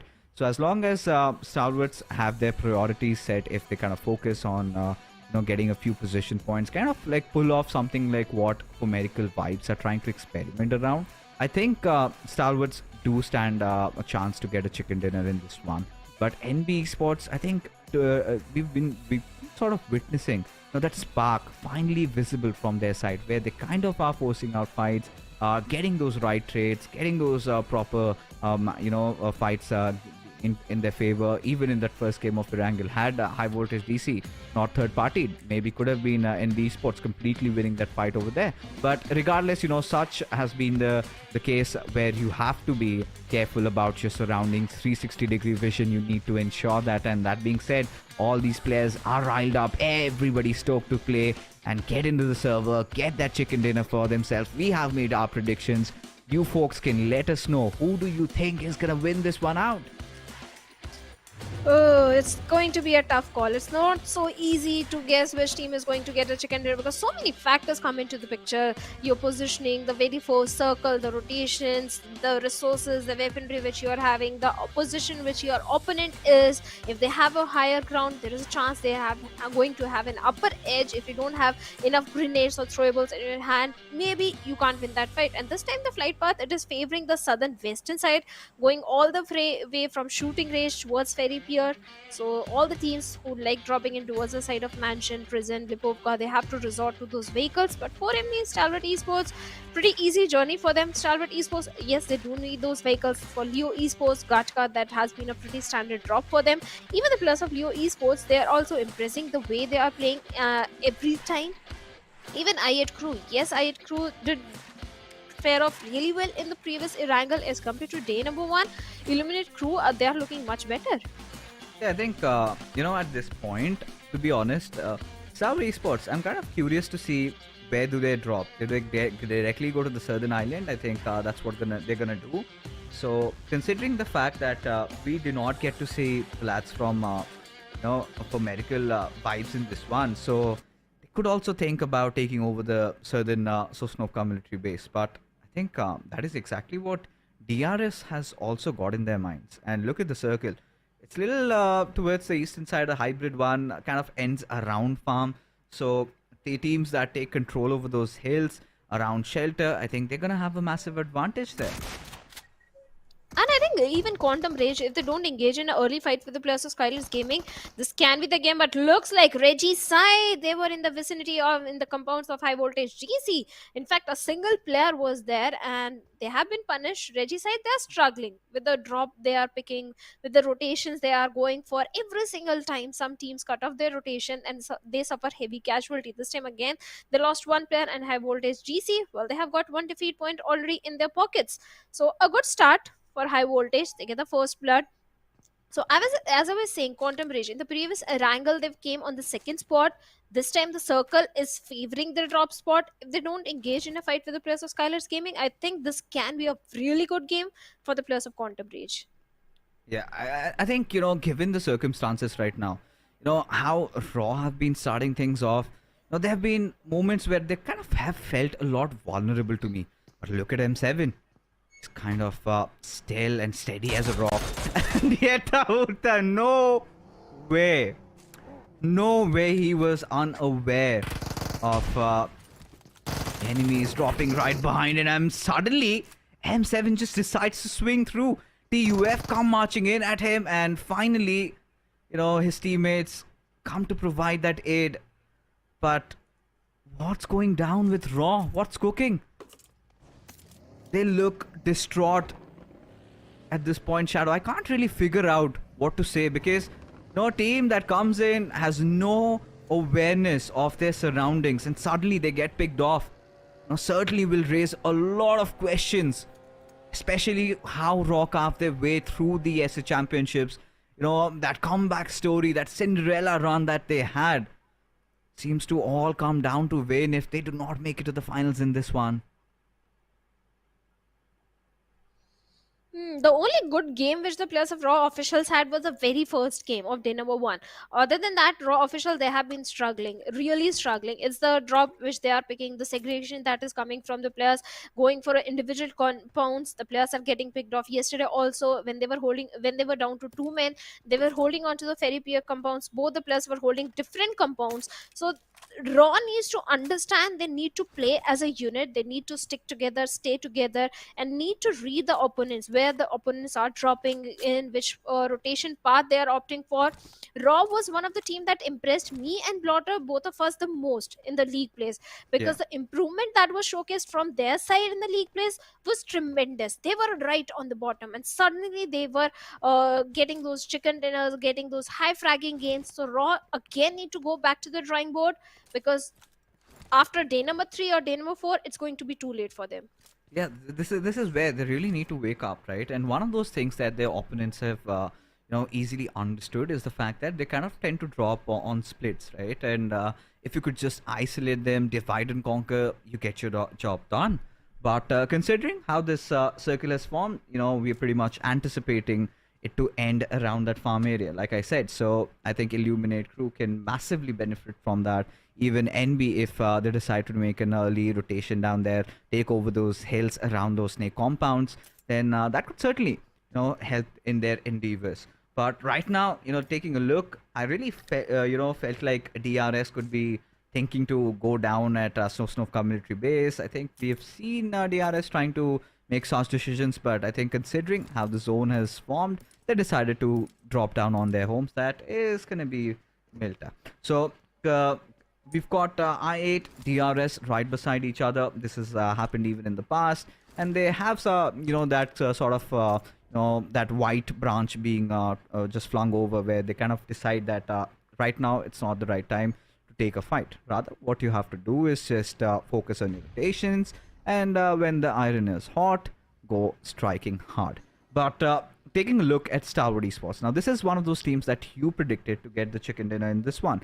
And this certainly could be one of those cases, but they have to be very cautious around their timings of rotating inside the circle, because we have seen this happen even in the SA PMPL, where Stalwart decide to rotate through somebody from I8 or DRS kind of goes in for a blockade and makes things worse for Stalwart. So this is one of those initial thorns that they need to face, but knowing Stalwart, I think they know when exactly to carry on with their rotations.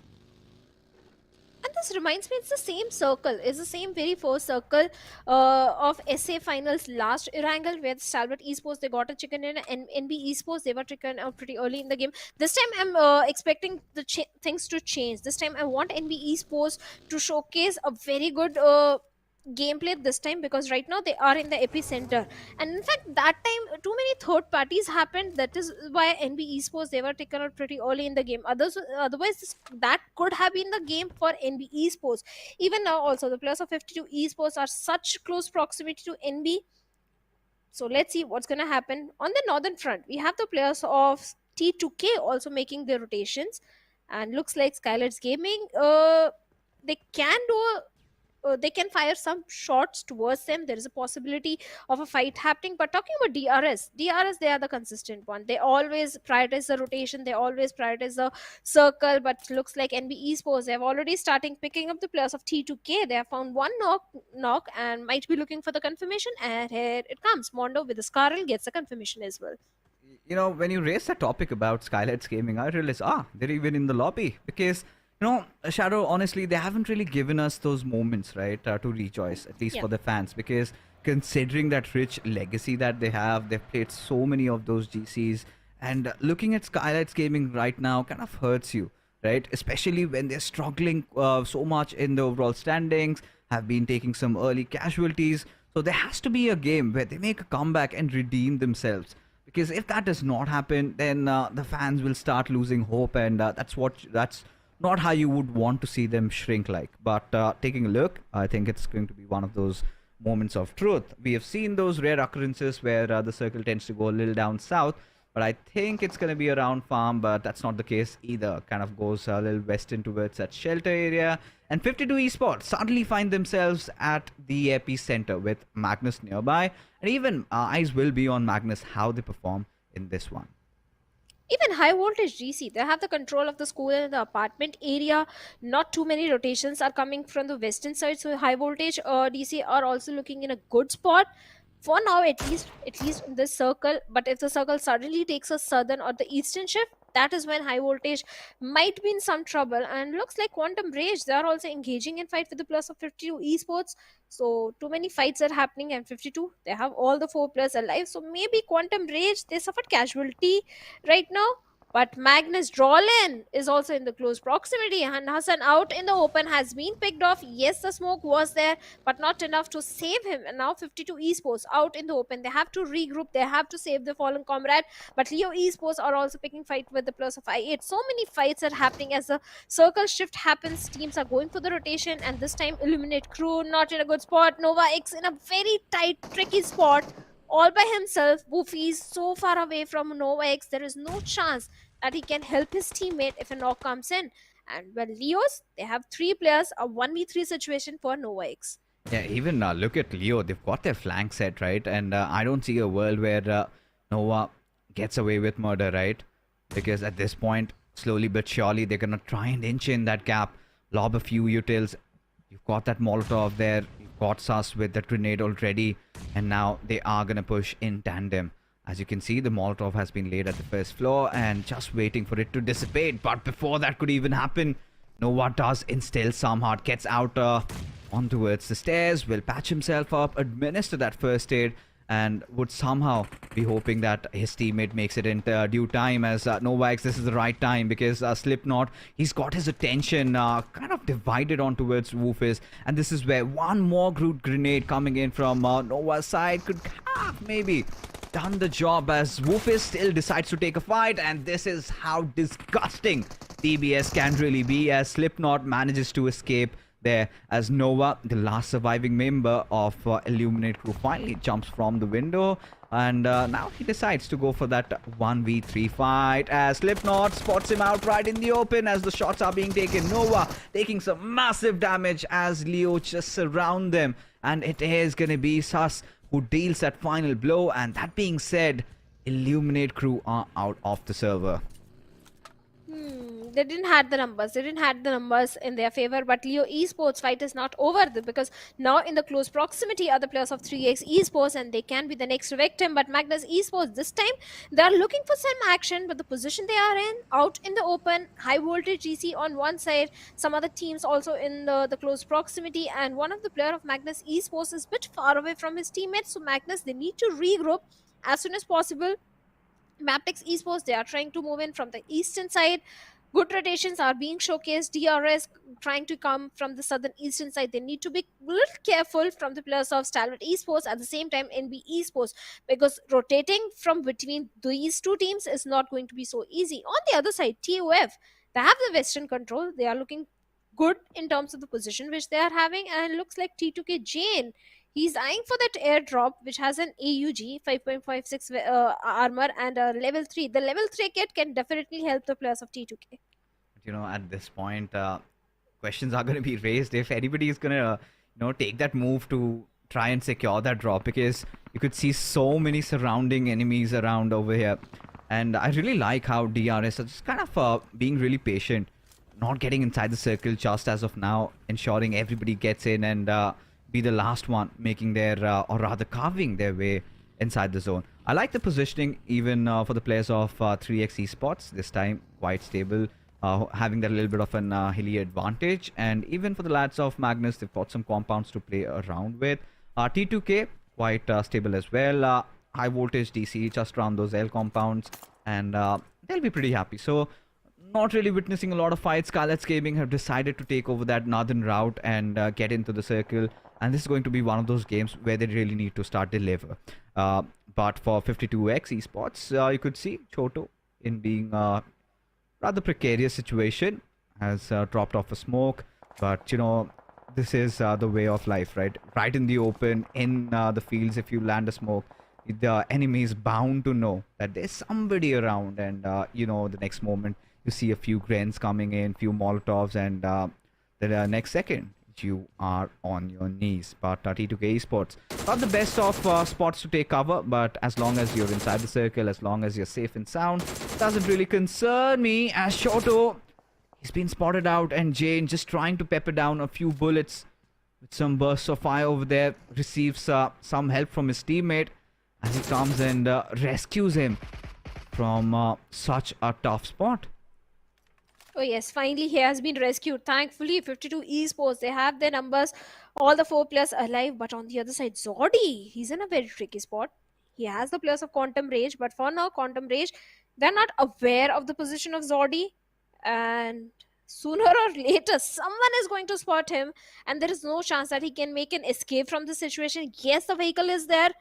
The little bit of the ridges are there, but that's not enough for a 1v4 fight. On the other side, 52 Esports are engaging with the players of DRS, and DRS, well, they are the one losing on to their numbers, but looks like 52 Esports Joker finds Gyante as well, and DRS, now they are in the backfoot situation, but 52, they need to watch the 6 because from backlines, even the players of Quantum Rage are also converging them, so 52, they are also in a very tricky spot. The numbers are dwindling down for the players of DRS, the smokes are there, the vehicles are ready, but there is no enough time to go for the quick escape from the situation.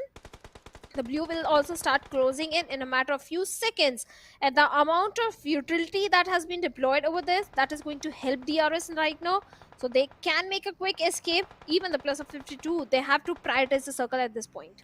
Yeah, I mean, DRS deciding to rotate pretty late inside the circle, and suddenly they had a lot of keepers off the gate, and they have taken 2 casualties. Not the kind of a DRS mid-game you would want to see. But regardless, with the circle taking that shift towards the southeastern side, you know, teams like Stalwart and NB, they're going to massively favor from this. Even the likes of Leo, because they have that beautiful compound, have a little bit of an altitude advantage from where they are positioned. But 52 Esports, quite a lot of spread coming in. I think they're kind of aware of Quantum Rage's intervention there, as Goku comes out in the open as Shoto goes down on with that spray, still does not manage to connect a lot of bullets. Instantly prones down in the open road, and this time Joker does deliver. Senior still around. Choto does have that little bit of an idea, spots out his pixel, and now he is gonna start cooking up that grenade. But does it make it? That's a big question. Will receive some support from his teammate as Senior tries to take the high road. Still does have the vehicle though, but not the ideal strategy to go away from there. In fact, inflicts a blow on Choto as the circles decides to close in, as Hassan also comes racing through as Joker, trying to block every route of escape for Quantum Rage, as Senior taking his final breaths, but looking ever so deadly. Oh, he is. But Joker being one with the nature, and Hassan with a vehicle is trying to lure the player out, and Senior down to a sliver of HP. There is no way he can escape from this situation. On the other side, Zordi, being the solo survivor, has managed to take down one player from the side of Highvoltage DC. That was Cloud. Even TUF and 3X are also locking horns with each other. So many fights are happening on the northern periphery of the circle. And looks like 3X and TUF, they are in a very tight spot with Edgar down on his knees. There is no way anything can happen. And Breakup finds Thor as well. And now TUF, they don't have the numbers at this point. And this is a moment when the players of 3X Esports will start redeeming themselves. 2 defeat points already in their favor. And now Cairo being one with the nature. Even the players of Magnus Esports are so very close. Drollin was there. First glimpse, but still Cairo gets taken down. Now, this is the farthest we've seen from 3X Esports, right? Cairo, of course, he's down on his knees. I'm pretty sure his teammates are going to come to his aid. Somebody's going to trigger that revival. But Drollin, he wants blood. And you could see those grenades being cooked. But Drollin, in fact, goes out on a suicide mission, right? Overcooks that grenade and forgets that he needs to let loose. And in the process of doing so, is now down on his knees. giving enough time for the players of 3x Esports to recuperate, rejuvenate, and then think of their next course of action as fast as Smoke has kind of gave away his position where Miracle would want to close in on that gap, decides to step out of his vehicle as now the fight has broken down. Faster still, I do not understand what are these players up to, because at this moment you could see that reluctance coming out from the players of 3x Esports, but Magnus still have the benefit of those compounds as Zibian needs to find a way to get inside the circle as things are starting to slowly but surely get heated up over here. As Zibian just trying to scout through the land, scouring and closing in on 3x Esports. What on earth is he trying to do, Shadow? I don't know. Both these teams, they have to realize they're so far away from the circle. They have to prioritize the rotation as well. Otherwise, the players of High Voltage or maybe the players of Leo Esports will be ready to gatekeep them. And 3x Esports, well, this time the mature decision I am seeing from their side, they're prioritizing the circle. And so does the players of Magnus Esports need to do at this point. Considering the position of other teams, well, Stalwart, they are right in the epicenter, a good position to hold on to. NB Esports and MABETEX on the eastern periphery of the circle. And majority of the teams are on the periphery, but 3x Esports, they still need to be very cautious because Magnus Esports looks like they're still hunting and Cairo is getting shots from multiple directions. It's so hard to process what's really going on in the minds of these players as Zibian deciding to lob over. Piece of utility does connect on Miracle as he goes falling down. Dio from the other side with the Kar 98. Not a spectacle that you see a lot these days, especially when you've got that M4 on that 6 times being the ideal choice of loadout. But there are very few skilled snipers, and surely Haidami is one of them as Zibian deciding to charge in through, and 3x Mom 2 right out in the open, and Faster will have no trouble getting that knock as Magnus decide to go in, but Zabaf with that beautiful flank angle decides to pick him off, and before even Zibian could come in into the fray, he is a dead man walking as Zibian slowly but surely trying to inch in closer. One with the nature right now is Zabaf aware of Zibian's flank over there. Miracle right on his knees as 420 boy trying to figure a way through, but Zabaf does have that high ground advantage. If he kind of can inch in a little closer, maybe just draw Zibian out. But with the movements that he's been making, I'm pretty sure Zibian at some point will spot him out. But it is the other way around as Magnus have finally been dealt with. 3x Esports, this time with 5 finishes already to their name, have made it to the top 10. And they are looking ever so deadly as now SKYLIGHTZ Gaming right nearby 52x Esports. Jalad manages to get that pick on Mafia Ninja. SKYLIGHTZ Gaming, even they are struggling. Nima down to Sliver has been taken down by Jalad. Uzi over there, leaving AJ all by himself. There is no way that AJ can pull this fight off, and he also bites the dust. And SKYLIGHTZ Gaming again having a very bad game with 0 elimination points. They bits bye-bye on the 9th spot. 3x Esports, yes, they didn't manage to get good elimination point, but they grabbed the attention of Leo Esports, and Zarbaf, well, he has been dealt with. Now only 7 teams, 21 players remaining, 52 Esports. The desperation of the resources, they are going out in the blue to collect those first aid, but thankfully they do have the vehicle. And Hassan, can he make it inside the circle? No, he doesn't. Yeah, this looks like a Stalwart game written all over it, and considering you've got all 4 of your players alive, I do not see a world where they throw this one away.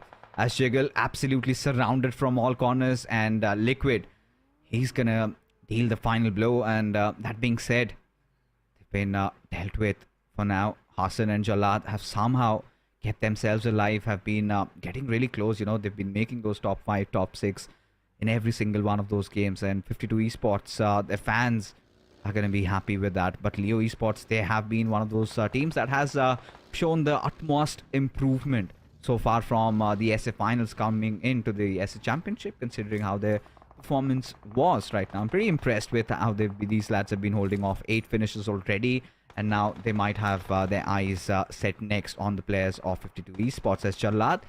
Their players already being picked off, but MABETEX, they've been one of the front runners who really focus on good positioning, right? NB Esports, well, Fistboy has been spotted out by Liquid. Few taps of Mini just peppers him down, just scratches his head, but not enough to deal that killer blow. But Haidami will lob that grenade, Does it make its mark? No, miles afar. He's surviving. For now, he's surviving, but I don't think he can survive for very long because one side we have the plus of T2K. Even T2K, they're not having a very good position. All they have is a little bit of the shack to hold on to. That won't be enough, and courtesy to that smoke, their position will soon be given away to the plus of Leo. At the same time, Stalwart Esports, where MABETEX KSA comes from the backlines, takes down Haidami of Leo Esports. And maybe MABETEX Esports might be looking in to charge in towards their direction, but yes, that's the case. They're directly charging it towards the side of Leo Esports, but they don't know about the position of Hassan, and Hassan can be that ugly thorn to pick up the plus of MABETEX Esports. With those vehicles, MABETEX are trying to lure the players out, and KSA, well, he takes down Hassan, dealt with him, and 52 Esports, they have been eliminated, but Slipknot with a DBS takes down Leo, and the vehicle run over from Valley takes down 2 plus of Leo Esports. Oh my goodness, I really need to process what's happening over here. Everybody is on a mood for carnage and destruction right now as Liquid saws 2 of the players surviving. As Liquid gets that one on Leo, gets it right on his knees. Wally taking some massive damage with that grain coming right at his direction, but still decides to strike back as now MABETEX and Leo locking horns against each other as T2K lie in waiting. Baron, point needed to administer that first hit, but suddenly, coming from their slumber, T2K strike, and out of the scenario are the players of MABETEX, and Leo also will bite the dust as now Stalwart. This is their moment of glory. History has been a testament. Every single time they have those 4 players alive in those final circles, they pull off something magical, something miraculous as Mondo left stranded all by his lonesome. Jane picks him off as Sek manages to create a beautiful angle onto his Nirzed as he's fallen down. Somebody needs to come to his rescue. Who's that going to be? As Action, he has to be the tip of the spear. He has to somehow withstand that attack coming in from NB as those smokes have all been laden down, as now they decide to try and get the revival, try and recuperate, try and get themselves back into the midst of the action. Oh yes, they have to do so. NB Esports, they don't have the numbers advantage right now, but T2K, they can be that ugly thorn, and Jane with the DP takes down Z again from the side of Stalwart Esports, but can he get the confirmation? Sek with the M249 is already crawling his way, inching closer to the plus of Stalwart Esports, and Jane again takes down Nirzed. Every single time Nirzed is being revived, it's the 3rd time that he gets taken down again, but Sanhok with a perfect grenade takes not just 1, 2 plus after Stalwart Esports, leaving IC and Action all by themselves, only 2 plus, and T2K, they kind of ruined the game for the plus of Stalwart Esports right now. 8 defeat points already in the favor of T2K, and looks like Akaze, he has been spotted down by Jane, and with a grenade, Jane is looking for some opening, but he's going to fall short on the distance on the perfect projectile. But look at Sanhok. Slowly he's crawling his way towards the plus of Stalwart Esports. Once you're in the dip of death, you're left to mercy of the other teams. And this is where I think Stalwart should have been a little bit more proactive. Sanhok trying to make that intervention from the backline. Seems like he's been spotted out by the players of NB Esports. This is where Jane needs to really come to his aid and try to protect him from all those shots coming in. Because had he made that successful, I think Stalwart were done for. But regardless, NB Esports seems to have complete control of the game. Of course, have lost out on Mondo, still have those number advantage in their favor. And especially considering the fact that T2K have gotten that higher ground, they are exploiting that to their advantage. And all that rests on Sanhok's and Jane's shoulders over here as NB Esports kind of have the players of Stalwart pinned down. The moment the smoke dissipates, I think Stalwart are pretty much done for, because they're literally cornered from 3 different sides, right? Where do they hide? Where do they run? So they have to clear that one angle at least, because even trying to do so, you kind of get exposed to the other angles. But IC still being quite relentless, somehow manages to pick a player off of NB at this point, as Stalwart still pretty early to say that they can do something great over here. Still fighting with life and death, as T2K constantly posing a threat, as Akaza, he's pretty much done for. I don't see Fistboy or Sek coming to his aid anytime soon, as Jane has deployed so many of those smokes, trying to keep himself alive. And Jane, look at that angle that he has, a little bit of an opening. tried to thread the needle, but did not happen as Suyok finally just bounces in on the players of Stalwart and finally finishes them off, as now it comes down to a showdown between Sek Faceboy against the players of T2K. In fact, the final player of T2K. Let's see what can he pull off. The numbers are not in his favor. It's a 1v3 situation. Jane with the Molotov. This is the moment. If there is a moment, this is the moment when he can try and do some damage towards NB Esports if flopped to the perfection. But unfortunately, that won't happen. NB Esports, they deal with Jane and get a beautiful winner chicken dinner for themselves. They were waiting patiently for the elimination of Stalwart Esports. And the moment Stalwarts were eliminated, they took down one player from T2K. Jane was left all by himself, and with those 6 eliminations, they are sitting on the 7th spot in the overall ranking. Oh, they certainly were. And what a beautiful game for NB Esports was, right? I could feel that one happening, and NB Esports have finally decided to get that winner chicken dinner and now are at the 7th position. What a climb for these lads.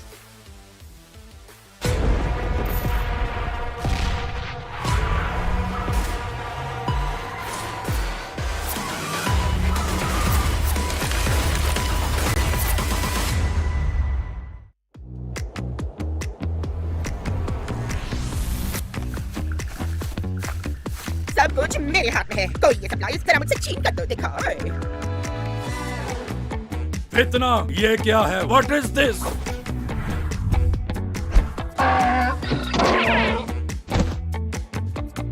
इस बार मैं नहीं हारूंगी हाँ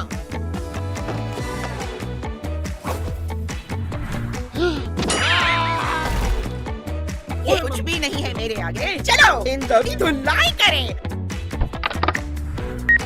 इतना देख के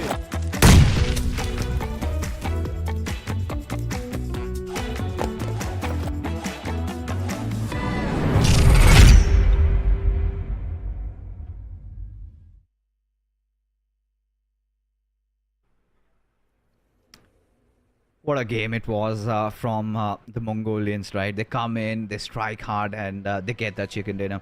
NB Esports, I think they were showing those signs of resurgence and doing everything right. Just when I felt, that circle formed, I thought it's going to be Stalwart. Then I realized they're in the dip of death. And, for trying to get a chicken dinner out from that situation, you have to, get a little bit proactive, right? You need to start controlling the situation. You need not let the enemies take over. And that is exactly what happened. And Stalwart was stuck in that situation. But the wildcards did come in the form of T2K. Impressive, especially with the numbers they had and what they pulled off. Not just taking down one, but multiple squads.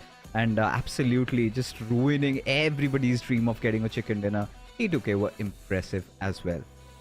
Well, they were. In the end, Jane, he ran out of bullets from the DP. Otherwise, his DP was used to the perfection. This time, Suyok is the MVP as well. 8 elimination of his own. Not too many healings done. 874. A high number of damage that he was dishing out. 1 assist, 3 knocks. Perfect stats coming in. And Suyok, he is the man who kind of ruined the game for Stalwart Esports by those grenades and those DP 20 shots. He was the one bringing down their numbers. He was the one taking down Nized. Nized was knocked down how many times? I think 3 or 4 times he was knocked down. I was kind of thinking, right, if Suyok did not create that flank, I think Stalwart could have made some massive developments in this game, but he kind of denied and shattered their dreams. And taking a quick look at the players that performed really well in this one, of course, the usual suspects. You've got Suyok, Sek, Slipknot from Leo Esports. I think I'm really liking the way Leo has been playing so far. Then from 3x Esports, a little bit of a comeback story for their players. You've got Sir Buff getting those prelims, and then we've got good old Jane, right? One of those old guards of South Asian region, and I'm really not surprised to see him over here. But considering how this entire match really panned out, T2K was phenomenal. NB Esports, they were quite diligent, right? They were quite methodical with their style of play. They had a really good split. They were respecting their covers despite losing out on Mondo. Still managed to recover and get that chicken. And yes, the Mongolia and the Nepalese team on day number 2, they are stepping up big time. But the Pakistani teams, they also need to start performing this time. In the match ranking, T2K are on the top because the elimination point which they got, total of 16 points. NB Esports, they got a beautiful chicken dinner. They had the numbers, beautiful rotations were showcased from their side, total of 16 points in their favor. And like you said, Leo Esports and even 52 also fixes, they are all so impressive. 52, they have stepped up their game big time. Oh yeah, I mean, no second thoughts on that. Especially that little climb came in from the map of Sanhok, and ever since I think 52 Esports were getting ever so close up until they were hit by T2K's train, and suddenly they were kind of crippled out there in that situation. Did not see them coming. As you take a look at the highlights, I had no idea what the players of Pro officials were really up to, but Leo Esports, this is where you could see them, taking control over the situation. A beautiful spot inside the game, and look at Chotos dealing some massive damage, Joker hitting that final shot, and slowly it started simmering down where you felt like, yes, Stalwarts could have been in a good position, but NB being the smarter bunch, as T2K played spoil spot through so many of those teams because they were kind of lying in waiting for so long, and when the iron was hot, they struck and got some massive results out of this one, as now they kind of established the dominion in the top spot with MABETEX just a point shy, and then you've got Highvoltage DC. For Medical Vibes have again fallen off. Of course, they're going to be back in the next match. One less game played. DRS Gaming also dropping down. Leo Esports kind of quite consistent at the 6th spot, but NB Esports, I think in the start of today's matches, we saw them somewhere lurking around at the 17th or 18th position. Boy, oh boy, what a climb has it been for the Mongolians. Oh yes, definitely. Even the players of 4MV, looking at their stats, they have the highest elimination, 43. They just need to focus on those placement points, and I think 4MV, with just one chicken dinner, they can be on the top. But on the other side, 3x Esports, well, the rivalry is not helping their case. I don't know what was going in the minds of 3x Esports and Magnus Esports. 3x, you guys are not in the safe area, you are in the danger area. You have to climb up and come in the top 16, and picking up fight in the open instead of prioritizing the rotation. I don't know, 3x Esports, maybe they're just risking their qualification for the finals. Magnus Esports, yes, they have taken a jump of 3 positions. Now they are sitting on the 15th spot with 22 points. But one bad game and Magnus Esports, they can come down and they can be the endangered area. Oh yeah, I think there's no doubt on that, right? Considering how these teams have been performing, and Magnus Esports haven't really been that impressive, especially how they played in their region's PMPL. But as we take a look at the schedule, this is one of those games where teams from Group B will be sitting it out. It's going to be Erangel again, and Group C make their way in. For Medical Vibes, just a couple of games ago, managed to get a chicken dinner, the first NDS championship, and now they'll also be joined by IHC, Aegon, I8, and 7th Element. And I consider Group C to be one of those group of deaths, to be honest, right? Especially with the teams that are stacked up over there. And 7th Element, still, they're kind of taking those baby steps, but I feel slowly but surely they're also settling in. Now, considering, Erangel is up, and I got one of my predictions right. I'm quite happy about that. Shadow, prediction time. Which team do you think is going to take this one home? T2K this time, I think they can do it again. Or maybe Stalwart. Okay, I'll go with T2K. Alright. Are they playing? Yeah, they definitely are. Yeah, Considering then they're T2K. So T2K for you, I feel since it's Erangel and Medical Vibes have found their groove, I'll go with for Medical Vibes. I think it feels like it's a Mongolian evening tonight. They've been impressive so far, the way they've been playing, if not getting the chicken dinner, but they're sort of closing in. And especially once you get that chicken dinner in Sanhok, you feel like you've been tested, you've figured out, you've cracked the code in the lobby.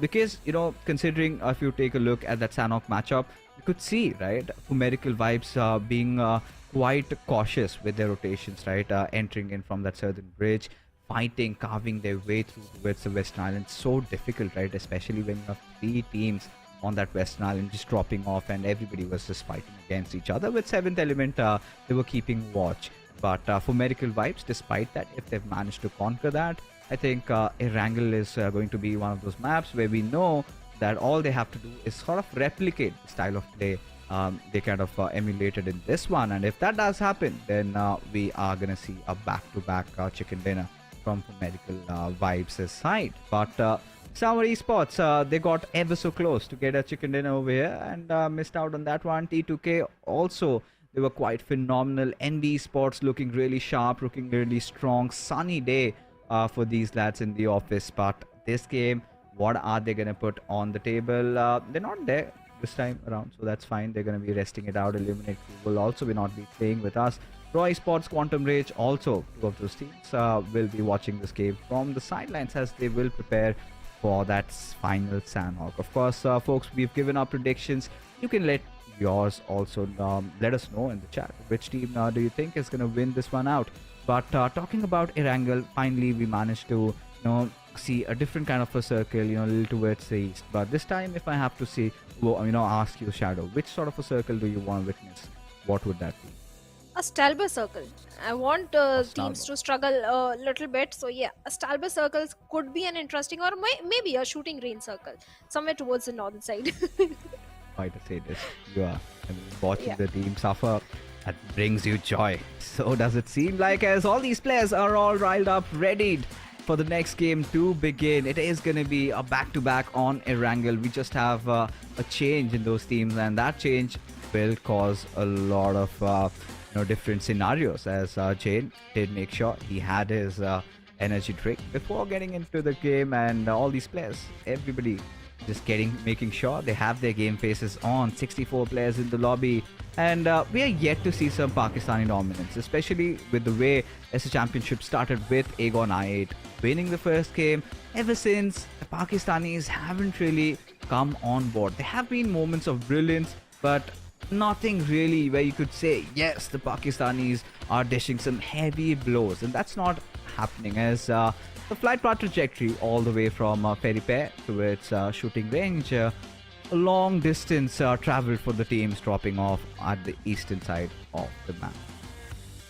And I don't want to be in the shoes of Stalwart Esports right now, because they have a long journey ahead, even the plus of Quantum Rage and SKYLIGHTZ Gaming. And speaking of Pakistani domination, yes, after Againx I8 getting a chicken dinner in the very first game yesterday, they have been completely missing in one of the few games where the circle was entirely in the favor of Againx I8.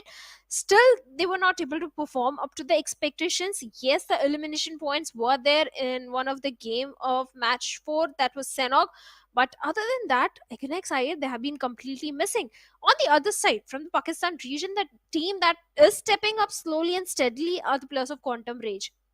Every time Quantum Rage, they are able to have good placement points, if not placement points, at least good elimination points in their favor. And that has made sure that they are in top 10, if I'm not wrong.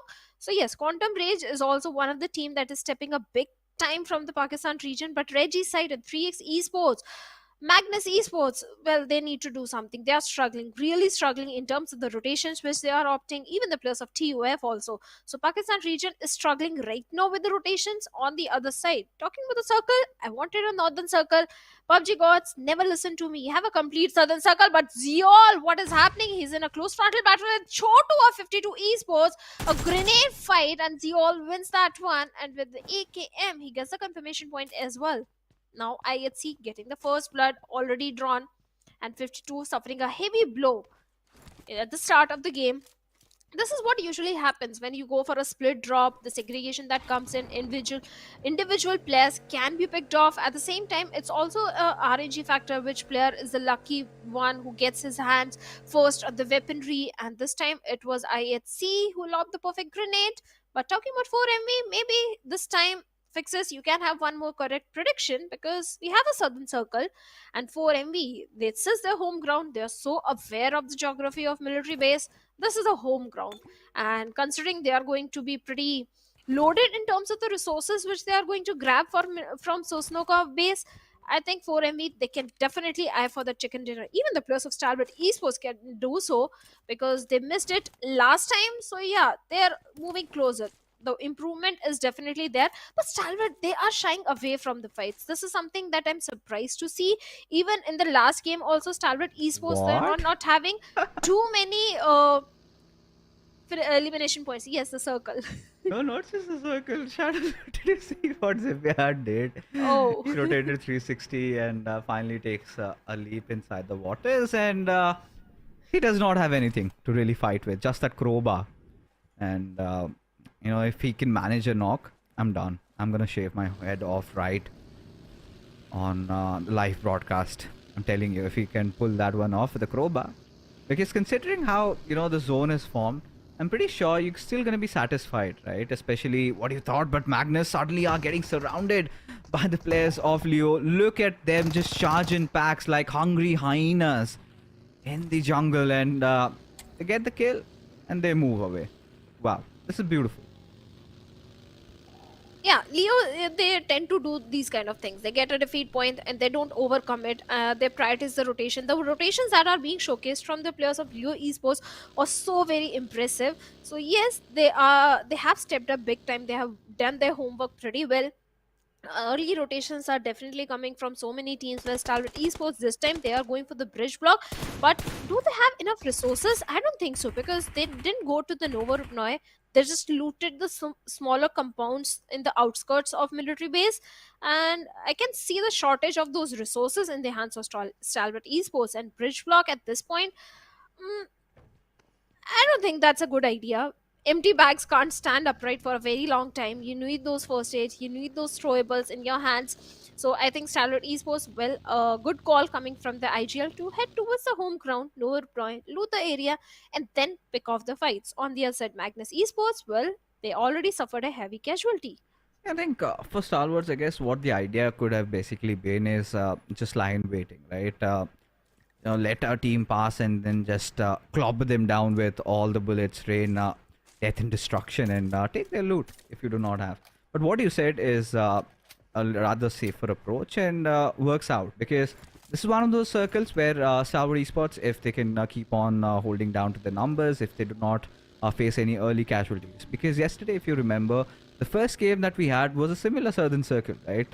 And Aegon I8 managed to somehow pull through.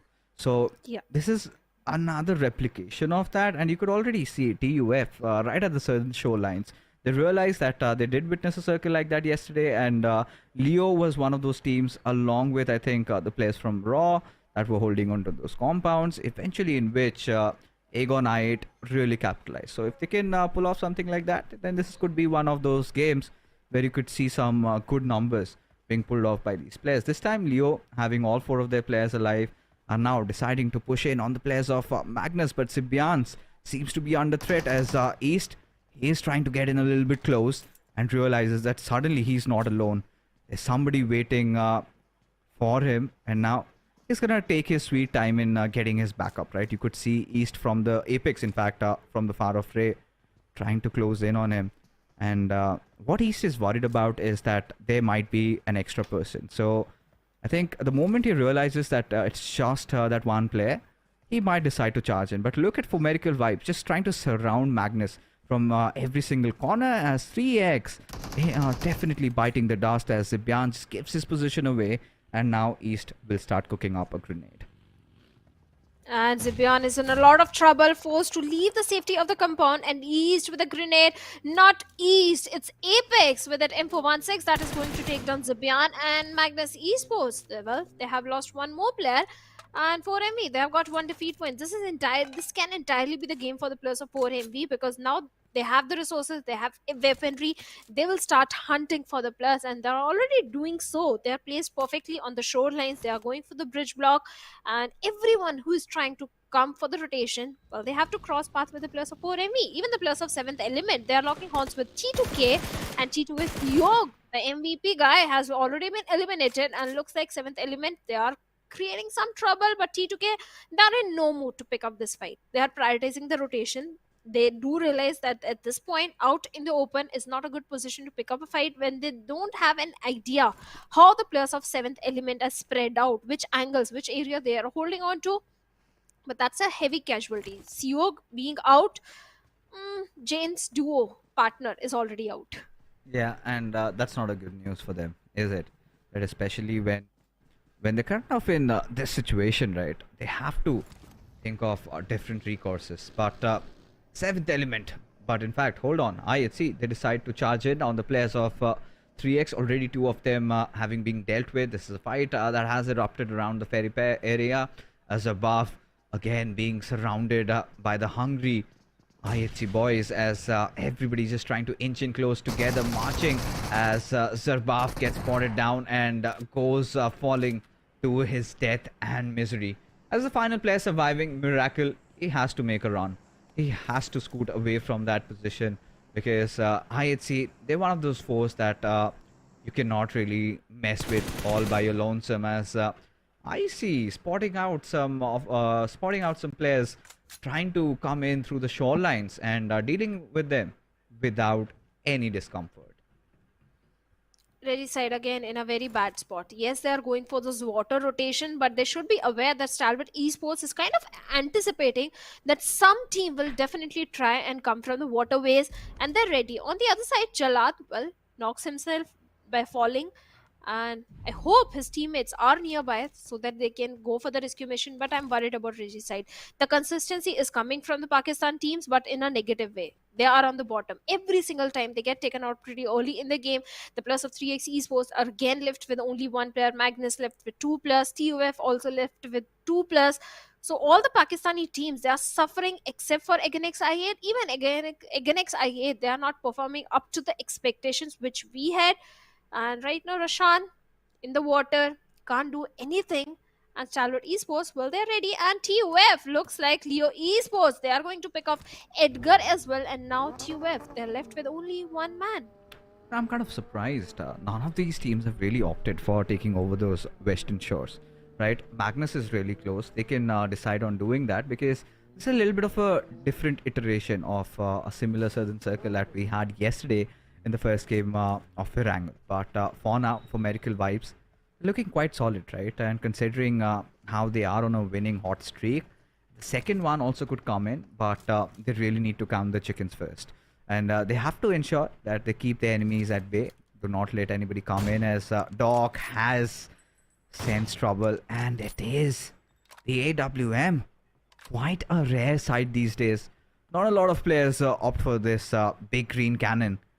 And once you have it, you are good to go. Along with that, a level 3 helmet and armor, as MABETEX deciding to close in on Prabeen, who has to be holding on to his spot, but gets picked off by the players of MABETEX, as he still does manage to take down one, but that is not going to bear any result, because the other players of Highvoltage aren't really in the position to provide him that quintessential cover fire. Yes, he forced down Aganex I8 Blade out there, but for now, Aganex I8 Blade is safe, but his teammate has been knocked down. He has to go for the rescue mission onto the fallen players. At the same time, all these teams, they are fighting in the blue. They are at the mercy of the blue, few hundred meters away from the circle, exactly 100 meters away from the circle. They have to prioritize the rotation, because it's the stage 3 circle, and the blue will dish out a lot of damage. At the same time, for MV, they are going for the bridge block, so it's not going to be easy journey to cross the bridge. And Highvoltage DC, they already lost on to Prabeen from the backlines. IHC is also coming in, and for MV this time they are picking the plus of 52 Esports. Looks like Joker has been picked off, and the circle suddenly takes a sudden shift, and MABETEX Esports Valley is placed perfectly to stop the plus of IHC, but looks like they are opting with the waterways. Oh yeah, they certainly are. You know, at this point, IHC a little bit of a pickle over there, losing out on Zol. Not the ideal circumstance they would try to be, especially with so many of those teams trying to carve their way inside the zone, and this is where the real fight really breaks out. As you can see, Malik is spotted out. Alex dishes out quite some hefty amount of damage as bodies are starting to fall. For Medical Vibes getting rid of 52 Esports, as Godless responds back. Malik's head cracked open at this position. Jiggle, he just has to wait for this golden opportunity, as one after the other, Highvoltage DC, they're being dealt with. As there you can see, for Medical Vibes also raining death and destruction, as Igon I8 trying to capitalize on the situation, try to go on top of the lighthouse. But at this point, Blade trying to march in through, will not be spared as he steps out of his vehicle, just barely surviving, and no is going to be the answer, as Alex at the final bullet connects and gets the job done. As MABETEX have 2 of their players already down, as IHC still struggling to somehow get inside the zone with Aegon I8 also in the fray.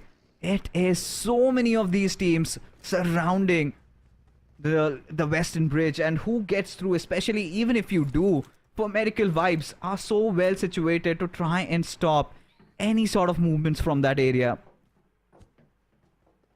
4MV, this is the game for them. It's a golden game for them to capitalize on those elimination points. Right now, Highvoltage Jiggle is in a very tricky spot with the plus of ISC demo, up close frontal battle, and the UMP reigns supreme. And Jiggle has been eliminated, and with that, Highvoltage DC, they bite the dust on the 15th spot.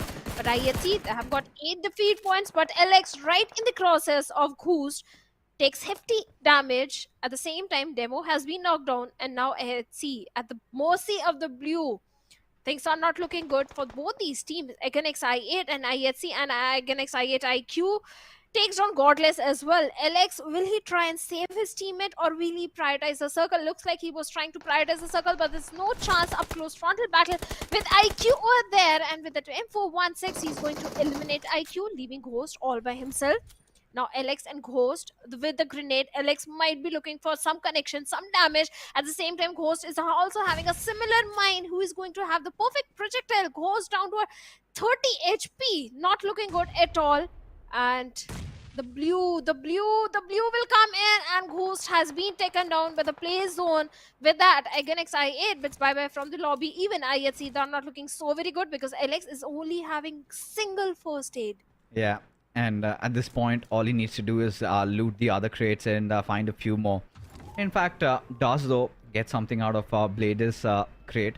But how do they get in? Killer YT falling to his own misery as SKYLIGHTZ Gaming pick a fight around that military base, right? As Alex, just trying to make sure it's kind of a waiting game for him. He has to ensure that Leo gets inside the circle, and then he can make a move. But with the zone doing some good chunk of damage right now, it's going to be really tricky of who makes it fast, because Leo still does have 4 first hits to work around with. SKYLIGHTZ Gaming, no fear, closing in on Sandesh. They've managed to get a few knocks out of T2K, and now we'll just go out from here.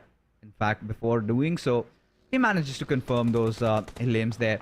As another player, I think it's going to be Rig, who's trying to take a few shots at Nofia's direction, and Mafia Ninja suddenly provides that cover fire. But despite that, Rig still finds his way through and manages to get that pick over there.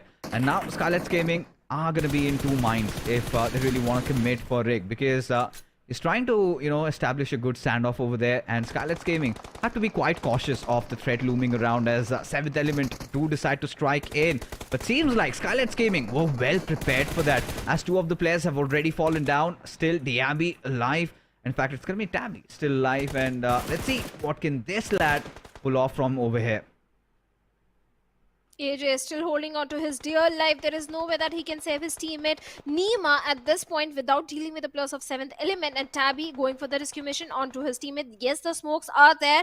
This is the moment that AJ with a grenade can take down the entirety of 7th Element, but he takes down T24 OP, leaving Tabby on a sliver of HP. There is still time that he can deal with Tabby and save Nima in this situation. Yes, the smoke wall is there, and AJ is slowly moving forward, but I'm worried. Magnus Esports, they can spot all the smoke, and maybe they can do a third party in this situation, and that is when SKYLIGHTZ Gaming, they can fall apart. Tabby is still trying to patch himself up. All he has is the bandages, trying to work with them. But action comes in, and with a grenade takes Nima out of the picture, and 4MV also locking horns with the plus of IHC. IHC Alex, the only man surviving, looks like he has been eliminated on the 9th spot, with 9 elimination on the 12th spot. Stalwart Esports doing a perfect third party, and looks like SKYLIGHTZ Gaming, they are not able to stand tall. Yeah, I mean, eventually being out in the open, and that's gonna cause a lot of troubles. Mafia Ninja left to fend for himself as Stalwart slowly but surely trying to make their way in through, scarving their way. All 4 of the players alive. I like the odds.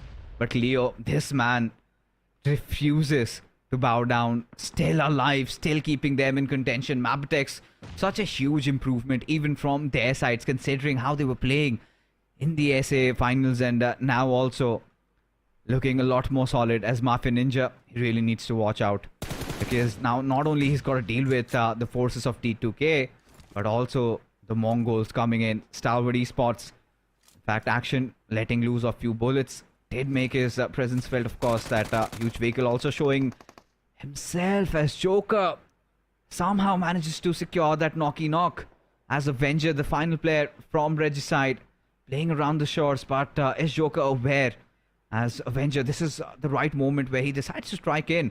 But I think he's just going to try and buy a little bit time so that he can get his teammate back alive. As Magnus, faster, landing a few grenades and everything converts in gold.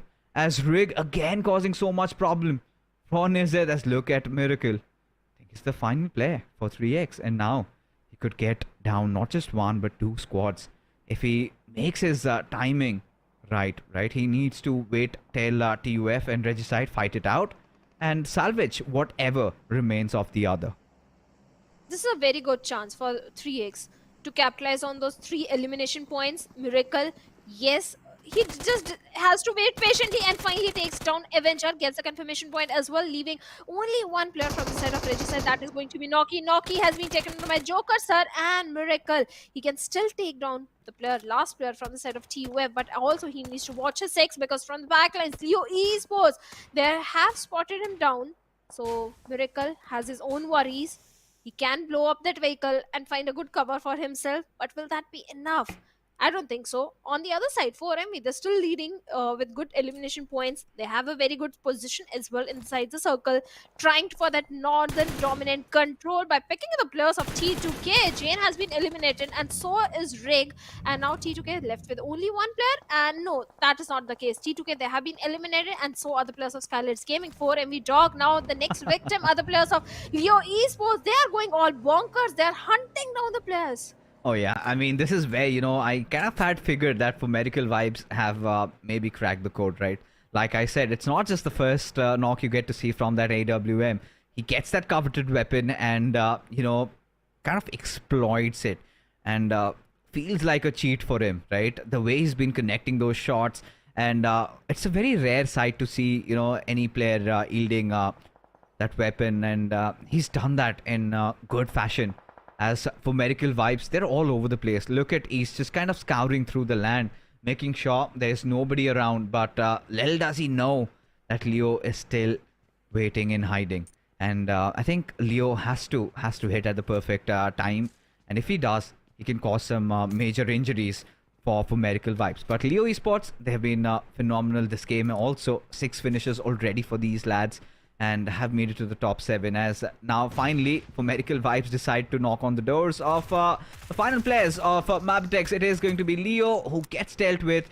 As for Medical Vibes, we'll try to quickly get East back on his feet, as soon, look at them, 10 defeat points already, and still have all their players up and running. So this is one of those teams that are the stronger contenders in getting the chicken dinner, up until the force of Stalwart decides to stop them at bay, trying to gatekeep them. You've got Tops, you've got IC. Nirzed has got a different duty. I think he needs to focus on that southern island, in fact the southern base, and that is what he's going to try and keep under his control. But IC really needs to watch out for those AWM shots. I think one of them connected, and look at the amount of HP that got chunked out of IC. I see. How can he survive, Dog? Out of 10, Apex is having 7 elimination and he's looking so very strong. Still, 4ME, they do have good throwables, good resources in their hands, which they can use against the players of Stalwart Esports, and they're aware of the position. But Tops with that M416 is pinning down East, and they are out from the safe circle, and East and refuse. They have to move inside the circle. That is going to be a big challenge, with Tops keeping a close eye onto them. On the other side, Apex and Dog, they are inching closer to Tops over there. They can bring some relief by taking down Tops, but that won't happen, as Tops with an M416 takes down refuse. A lot of utility smokes has been deployed by 4MB, but that is not going to help. Yes, the player is going for the rescue mission onto the fallen comrade. It's going to be so important. It's going to be so pivotal for 4MV to make this rotation right now. Yeah, I mean, Refuse at this point, he's pretty much refusing to die, but I think he's going to be the scapegoat. He needs to provide that escape route, but that does not happen. NIRZ puts a stop at him as East could be next. Really stuck between a rock and a hard place. How does he make a movement unless and until his teammates could provide some cover fire? But that does not happen as Leo bounce in on the players of Medical Vibes. Now, this is something that they had not calculated. This is something that was unanticipated. And that one player, you know, them going after, I think, Leo from MABETEX has caused so much trouble for Medical Vibes because they had such a good control over the game. And now they're really fighting with life and death, trying to get inside the circle with every single player falling down on their knees as East has also been dealt with. 2 more players surviving. Haidami has closed in. Tops deciding to go after him also. And seems like he's also given his position away. But Apex eventually deals with Haidami and will get that finish on Haidami secured for himself. Now it's only Apex and Dog. They have to do something miraculous if they want to get the chicken dinner. On the other side, Top so very close with that vehicle to the plus of 4 MV. I don't know what he's trying to do. Maybe trying to lure the players out of their covers, trying to get the information. He was moving under the supervision of his remaining players, and the grenades can be so very detrimental for both these teams at this point. The Molotovs are already there, and Tops, he has been pushed back. Apex and Doc, they're still trying to fight against Stalwart Esports, and the numbers are not favoring with only 4 teams and 8 players remaining. Leo Esports, they did heavy damage on the side of 4MV, and look at Tops, he's slowly crawling his way, moving closer to Apex.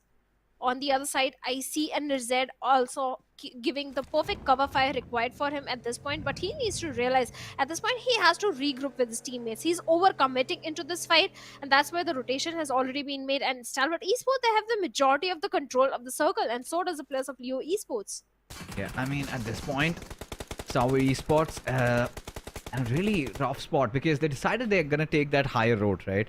Instead of trying to face for Medical Vibes and get into a rough spot, it's better just to back off and stay at the mercy of the blue, just around the edges, and try to get something going on for themselves as just those 10 bullets and whoa, does connect.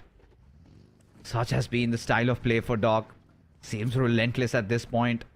Still somehow little away from the zone, needs to get 10 meters in and needs to go in for a push. I think what he's got up next for himself is trying to fight against the players of Leo and will instantly ram in on their compounds along with Apex as they find Liquid out in the open, and now all they have to do is deal with Sus, who is left to fend all for himself as has that UMP and goes charging in, tries to take down Apex in the process, but Apex still, you know, being aware that Doc is around him. The numbers really not helping Leo as they get eliminated. And suddenly, Stalwart look to be taking control over the situation. NIRZ closing in on for Medical Vibes as Miracle could pose to be a thorn in Stalwart's path to glory.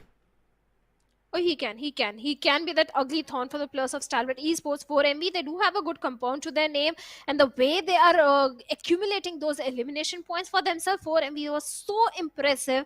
They ought to get this chicken dinner, but Stalwart Esports, they have the numbers advantage. They have the 3 players, they have the information, they have already scouted the entire circle. So yes, Stalwart Esports are also looking very strong contender for this chicken dinner. On the other side, let's see Miracle, whose game he's going to ruin, because no one is aware about his position and the way he's crawling his way inside the circle. Well, he can't take down NIRZ because NIRZ is unaware, no idea, but Miracle knows. Miracle knows there is a player on the other side of the ridge on top, and look at him not giving any sound cue, taking the advantage of the foliage that Erangel offers. Maybe it's a little bit when NIRZ finally spots him and he's not going to spare him. And 3x, they have been dealt with. They have been eliminated. Now 4MV, the Mongolian domination. 4MV versus Stalwart Esports. Who is going to get this chicken dinner? Well, I mean, at this point, for Medical Vibes, they've got some good cover, but Stalwarts do have the numbers capitalize. And NIRZ, I think with that little smoke, he wants to get in close, replenish his armor and helmet, and if he can find something like a Groza or an MK14, I think he's going to be pretty pleased with his discovery. And would be interesting.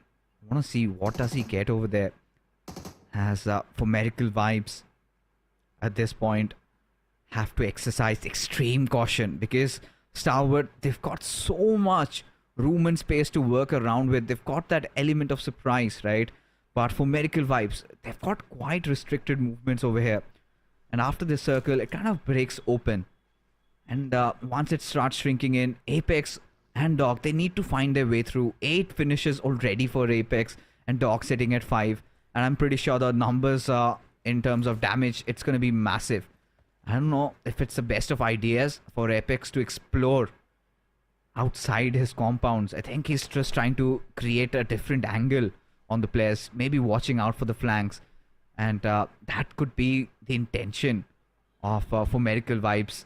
But now this is the moment of truth. Next couple of seconds, you will have the circle starting to close in. This is where Nirzed and Doc, they will have that face-off, which will sort of decide the fate of this game. As Doc, instead of the AWM, decides to stick to the AUG. Did manage to dish out some damage, but still Nirzed is alive and kicking.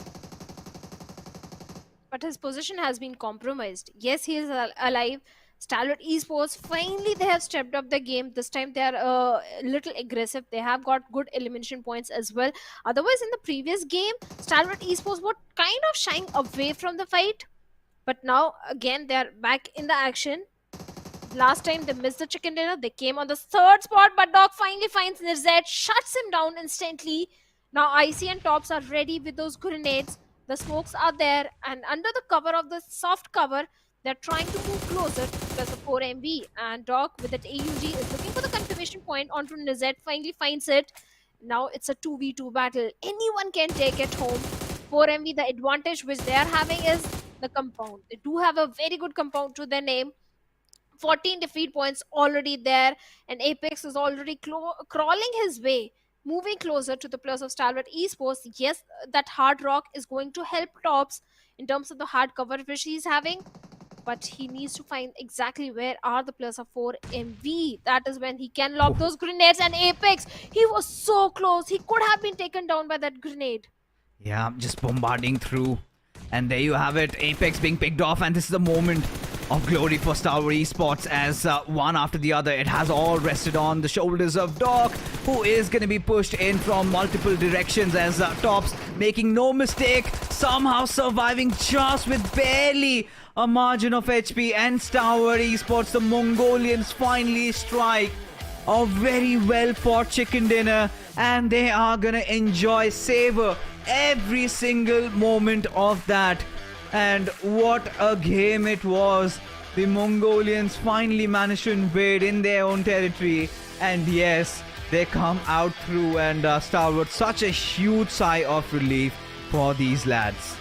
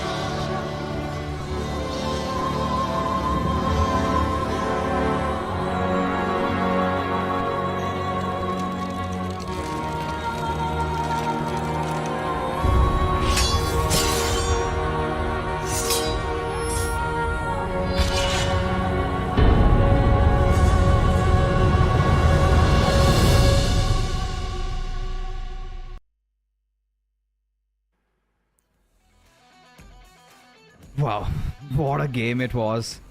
Boiled down to the wire, and well, what a winner chicken dinner for the Mongolians. Stalwart Esports finally strike, and oh, that got pretty intense, right?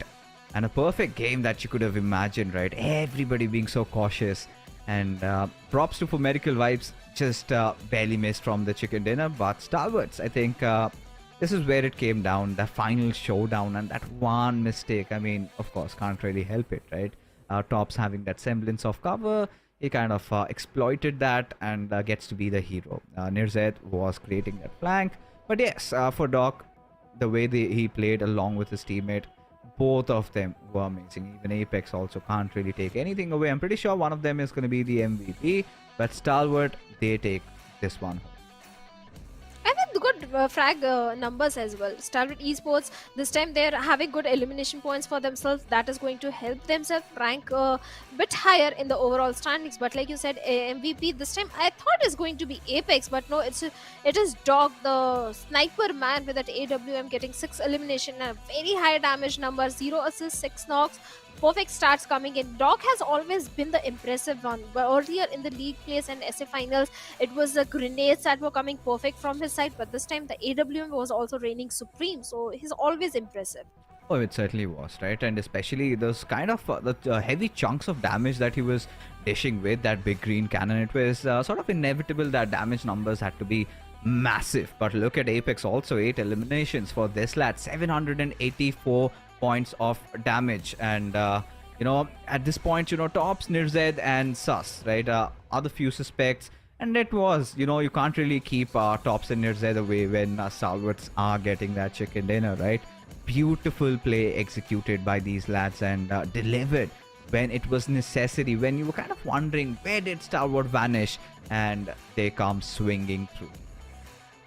They did. And the match summary also, it is entirely about Apex and Tech, how they were raining death and destruction. 8 eliminations from Apex, the highest one, the highest damage from Dog.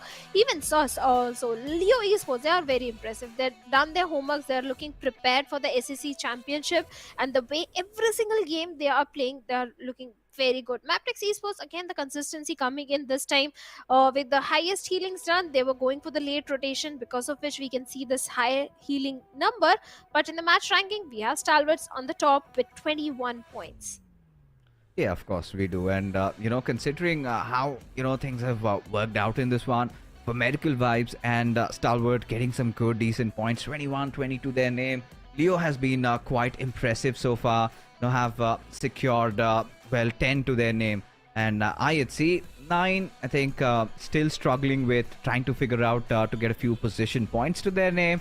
And you know, you've got to give props to the lads, right? It was such a heavy battle going on over those bridge areas, right? So many of those teams. You had Aegon I8, you had MABETEX making life worse for them, and IHC still somehow, you know, managing to try and close in on the gap. But for 52, DRS, Highvoltage DC, Magnus, Regicide, 7th Element, and Aegon I8, you kind of feel Aegon I8 to be kind of missing, especially after how they started off their journey into the PMPL as a championship.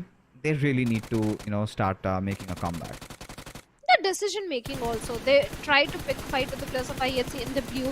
They could have opted for the waterways, and that costed them their lives. So yes, against I8, they really need to step up. At the same time, 3x Esports, this time they are getting good placement points because they were holding on to the complete southern shorelines.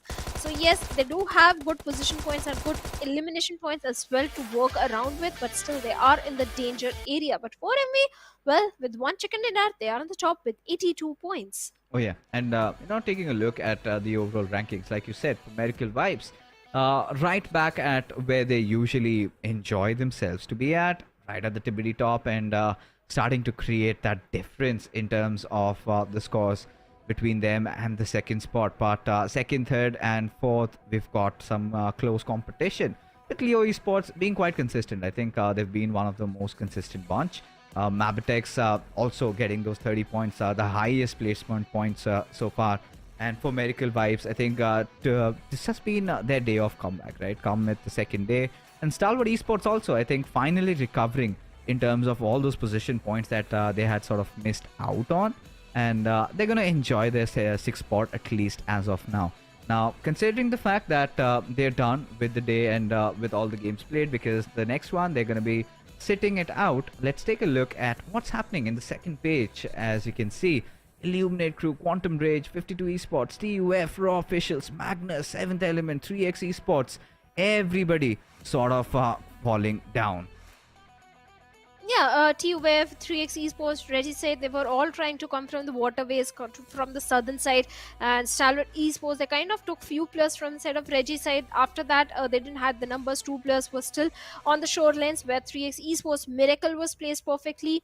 Even the players of TUF were there. So yeah, Pakistani teams, they are suffering, but this time, again, it's time for Sanhok fixes. Yes, it is time to get into the rainforest and get our hands dirty and muddy because now teams from Group A, they will be sitting this one out, and Group B, C, D, and E, they are gonna come back and try and take their hands on. So NV Esports, Illuminate Crew, Raw Esports, Quantum Rage, they're all going to be back in action. And Shadow, this brings us to the junction.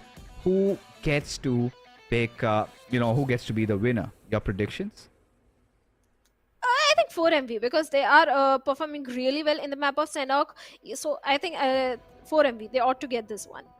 For medical vibes, you say? I think, yeah, I mean, the way they've been playing, with the way they've been performing, I guess you could see them maybe pulling it off, and they've done this even in the past, and this could be one of those games where they sort of rewrite history, right? And for me, however, I think in this one, I would like to see MABETEX pulling this one off. I kind of have my eggs in one basket, and I think I'm gonna go with MABETEX. Yesterday they also secured that final chicken dinner, and tonight it could be a similar situation. And in just a few seconds, folks, we're gonna get inside the game, and this is the right time where you make your own predictions also, because today has been the comeback of the Mongolians, because yesterday we saw the Pakistanis and the Nepalis are ruling the day, and Mongolians could not be left far behind. But Pakistanis are left behind this time on day number 2. They are not able to perform up to our expectations.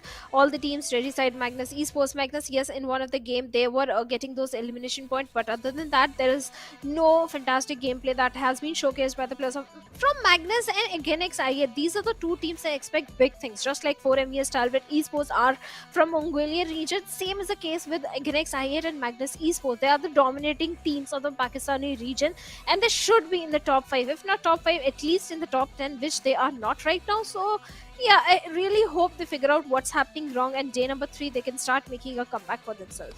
Oh, of course. I mean, they would try and do so, and I would also be hopeful that somebody from the Pakistan region really comes in and does well this one. At least tries and gets their hands on a chicken dinner.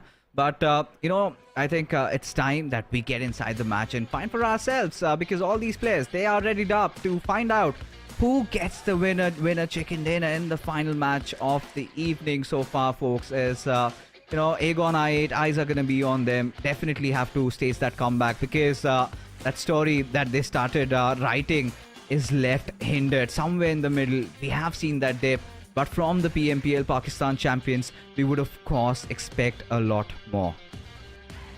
Even Illuminate Crew also. This is Illuminate Crew is one of those teams that got back-to-back 3 chicken dinners in the League Plus of SA PMPL. So yes, Illuminate Crew is also one of the team that I expect big things, especially in the map of Sanhok. But this time they are also failing to impress me. And now it's the time for the last match of today. That is going to be Sanhok, a map where you can grab those elimination points. A very fast Sanhok we witnessed the previous one. This time the flight path is from the little western side of Khao towards Tambang. So the plane path is favoring heavily on the northwestern front. So, but doesn't matter. It's a 4x4 map. You can easily glide over to your favorite drop location. 3x Esports again going towards the side of boot camp. But thankfully there is no Stalwart Esports, so their numbers are safe. They can have the entire control, and let's see how this Sanhok fares for the players of 3x Esports, because when Stalwart is not there, they have the loot, they have the resources, they have got the entire control of boot camp, so they tend to really perform good. On the other side, 4MV heading out towards the side of Painan, but looks like there is a drop location clash in Paradise Resort again. Like I was speaking, Illuminate Crew and NB Esports again back to that healthy rivalry, and looks like they are going to engage in a fight with each other. Towards the southern end also, we have the players of Raw Officials and Quantum Rage gliding together, so there is a possibility of one more drop collision happening on southern front, but this time the circle is towards the northwestern side. With a plus of 52, seventh element, they can really capitalize. Even the plus of Reggie side, if they go for a early rotation, they can have the control of the Camp Alpha Island and maybe get something good out of it. But looks like Raw official, the misery continues in Sanhok as well. They were aware of the players of Quantum Rage and they still went for the drop collision, and looks like now they are paying the price. Kancha has been taken down. Yes, Halsey takes him down and might be looking for the confirmation, but Yeta Uta comes in and takes down Goku, who was running out in the open, unaware of the position of Yeta Uta. Halsey gets the confirmation onto Kacha, but still, Raw officials, they are not in the best of the state, as Claw is down to a sliver of HP and Raw officials down to only 2 players. Yes, Goku has been eliminated. It's a 2v3 situation.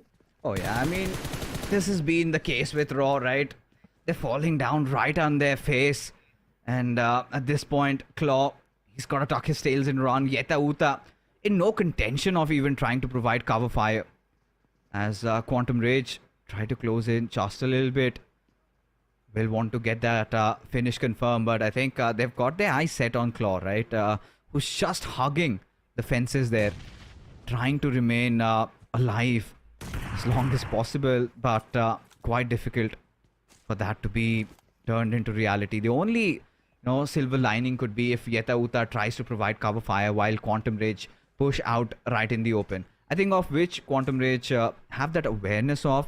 So considering how this game has been boiling down, I mean, a lot of bodies are falling. 7th Element and 52 Esports on the other sides, they're also fighting it out amongst each other. And today's been one of those days where you kind of are witnessing a lot of those Western circles happening. And this is again going to favor the likes of 52 Esports and 7th Element if they kind of hold on, just remain a little bit calm, because now Quantum Rage are starting to question themselves if they actually commit for the push, because they're not 100% sure of where Claw is. And Yeta Uta, I think, has that barrel to work around with. But I like what Antanatan is doing, right? He's created another flank. And the moment Yeta Uta tries to, cause any sort of troubles, I think Quantum Rage can respond back in a better fashion. Oh, they can. Yeta Uta has already done enough damage. He was able to pick Goku out in the open, and always from the side of Raw officials, one player that has impressed me is Yeta Uta. Whenever he gets taken down, I think Raw officials, they tend to lose their confidence and they lose those 3v4 fights against any opponent team. So this time Yeta Uta is still there in the picture. Yes, he was able to create that opening, but other players also need to step up. They have to be with Yeta Uta and try and engage in those fights, because every time Raw official, they play as a unit, they win those 4v4 fights. But looks like Senior, he's still hunting for the players of Raw official, but they are not aware where exactly the players are. And Raw officials, well, they are hiding. They have all the reasons to hide because they are in the danger area. They need those points if they want to be in the top 16. And day number 2, they definitely want to finish in top 16, especially in the last game. They want to deliver a good performance. But on the other side, few of the teams have already gone for a very early rotation, like the players of Magnus Esports already having the northern control of the Camp Alpha Island. On the other side, we have MABETEX and again XI8 going for the late rotation. Oh, they certainly are. And for Miracle Vibes, take a look at them. This is the confidence that they wanted, and such has been instilled inside their hearts. Hearts of iron right now. At this point, they seem to stop at nothing at all. And, considering, they kind of had managed to secure a chicken dinner in the previous game with a similar sort of a circle, they would want to replicate this again. A little bit of, Camp Charlie fight still, I think, just kind of turned into a stalemate over here. But for the lads of Regicide, it's going to be a long, arduous path, because they not only have to deal with Miracle Vibes, also could get surrounded by 7th Element while they decide to traverse through the bridge. As Yeta Uta still remains in hiding. As look at Tantanatan, he's gone pretty deep. And, both these teams have to now think of ways of making it inside the circle. It's going to be such a long journey for them, especially when you kind of try to hit the edge of the circle from the southern side, go through Nakham. You've got players of DRS waiting for you. Now, finally, for Miracle Vibes, decide to strike in on Regicide. Noki, he's already started cooking up a grenade along with Apex. From Avenger, he's got to try to provide that cover fire, but fails in doing so as another grenade gets flung over by Avenger, still not hitting its mark. As for Medical Vibes, have taken down one, will spot out the second one, and instantly decide to push in at his direction. But in doing so, East has exposed himself to Vaz, who shows no mercy and instantly picks him off. And Noki has been already taken down. Now it's a 3v3 situation. 4MV Apex having the control of the compound, but the Molotovs can be so very deadly for Avenger. He has been forced to leave that cover, and now Regicide, Avenger out in the open, picked by Apex with that UMP45. The numbers are dwindling down for the plus of Regicide. The split that is coming in from them is not working in their favor. At the same time, from the backlines, even the players of DRS are also moving forward. So there is a chance of a third party happening. On the other side, Eliminate Crew, they have managed to eliminate the entirety of 52 Esports on the 16th spot. I thought this team was showcasing a very good improvement, but now again, a bad game in their favor. 4MV, they're aware of the rotation coming from the side of DRS, and DRS, they're in no mood to do a third party at this point. They want a good spot for themselves inside the circle. That has always been their priority, but they need to be careful of 7th element, and with a vehicle run over, takes one player from 7th element out of the picture, and Delta gets the instant confirmation as well. Yep, now DRS utilizing the vehicles, trying to get in, get a few finishes here and there. For Medical Vibes also, especially after taking that one loss in East, where he kind of lost sight of Vaz. In fact, was kind of tunneled in trying to take down Avenger, and eventually did fall down to his own misery. But as all these teams, you could see T2K, whoa, they're really out for a swim, aren't they? And seems like those fumes coming out from their vehicles shows that they've been spotted. And guess who's in a mood for some fishing? It is the players of Magnus, and T2K, their path to glory is stunted, with Magnus just watching over them. How do they get in? That's a big question. Unless and until the circle goes way directly going down, where Magnus have to move out and get in, I don't see a world where T2K make it to the shores alive. Oh, there is a very slim chance. The odds are definitely not in the favor of T2K, with Magnus placed so perfectly. But on the other side, IHC 3x Esports, they're also trying to cross that river bank, and while doing so, 3x Esports, they can go for the airdrop with that AUG and level 3. They are going to come very handy. And NB Esports, they are going for the late rotation. They're still holding on to the Tatmok Paradise Island. They might be going for a late rotation, but at the same time, they need to be a bit cautious from SKYLIGHTZ Gaming, because SKYLIGHTZ, they are coming from backlines. But the cluster that is forming around the boot camp, and look at that rig, he has drowned himself, knocked himself by drowning. And Magnus Esports, now they are going to capitalize. There is no chance they are going to spare the plus of T2K, and T2K do realize this. That is why they are choosing, rather than to give the points of elimination to Magnus Esports, better die on our own. Yeah, better not give your opponent those crucial points, because they might just become the reason why they make it and you don't, right? So T2K still in a quite commanding position in terms of the overall rankings. For Magnus, I think the onus is on them. They need to accrue as much as possible, as Suyog just giving his life away to this huge ocean. And right now, Zibian still trying to get a little greedy, wants to search for somebody coming out to breathe, and wants to take him down for good. But Magnus, I think they will have to look at the bigger picture. I hope they have their vehicles ready, or some ways where they could enter the circle without any difficulties. As SKYLIGHTZ Gaming, well, they're still at that central island trying to just break through. They need to cross over the bridge. It's going to be quite a tedious task, especially with NB Esports watching out for them. And it's not just NB Esports, because you also have the players of Aegon i8. A little bit of a circle shift towards the northern side. I think T2K, this is a blessing in disguise for them, because now somehow Sandesh has found his way through, and all they need to do is get over to those those boundary line compounds of Hatin, and then they could do some wonders. As Akaza, oh my god, just trying to tap through that S12K, did some decent amount of damage, but it's going to be Fistboy who enjoys all those delicious knocks over there, one after the other, trying to keep the players of SKYLIGHTZ Gaming also at bay. Nima and Muffin Ninja on really low HP. They need to recover. They need to recuperate. And now they've got a good position. NB Esports, how do they get inside the zone? Againx I8 also having the swim. There is no chance even the players of Againx I8 can make it to the safety. And Fist Boy knocks down Boost over there. And even Falak, like you said, fish in a barrel situation for him. He's pretty much handicapped, can't do anything. Instant confirmation onto Ghost and Fist Boy. Now he's looking for the confirmation point on two teams. And both these teams look like they are doomed. But NB Esports, they have to cross that river bank. But Mafia Ninja comes out in the open. Nima has been taken down. SKYLIGHTZ Gaming, what are they doing? There was no need for Mafia Ninja to leave his cover. Now, he's also in the same situation, just like Falak, where Akaza is looking for both these players, as well as Mondo. And Mondo gets an instant confirmation point onto Nima as well. NB Esports, yes, they are making too much noise. Maybe they can grab the attention of the players of Illuminate crew who are waiting for them on the other side of the river. No, I think taking a look at why Mafia Ninja just dropped off, I kind of felt that he was quite vulnerable over the bridge.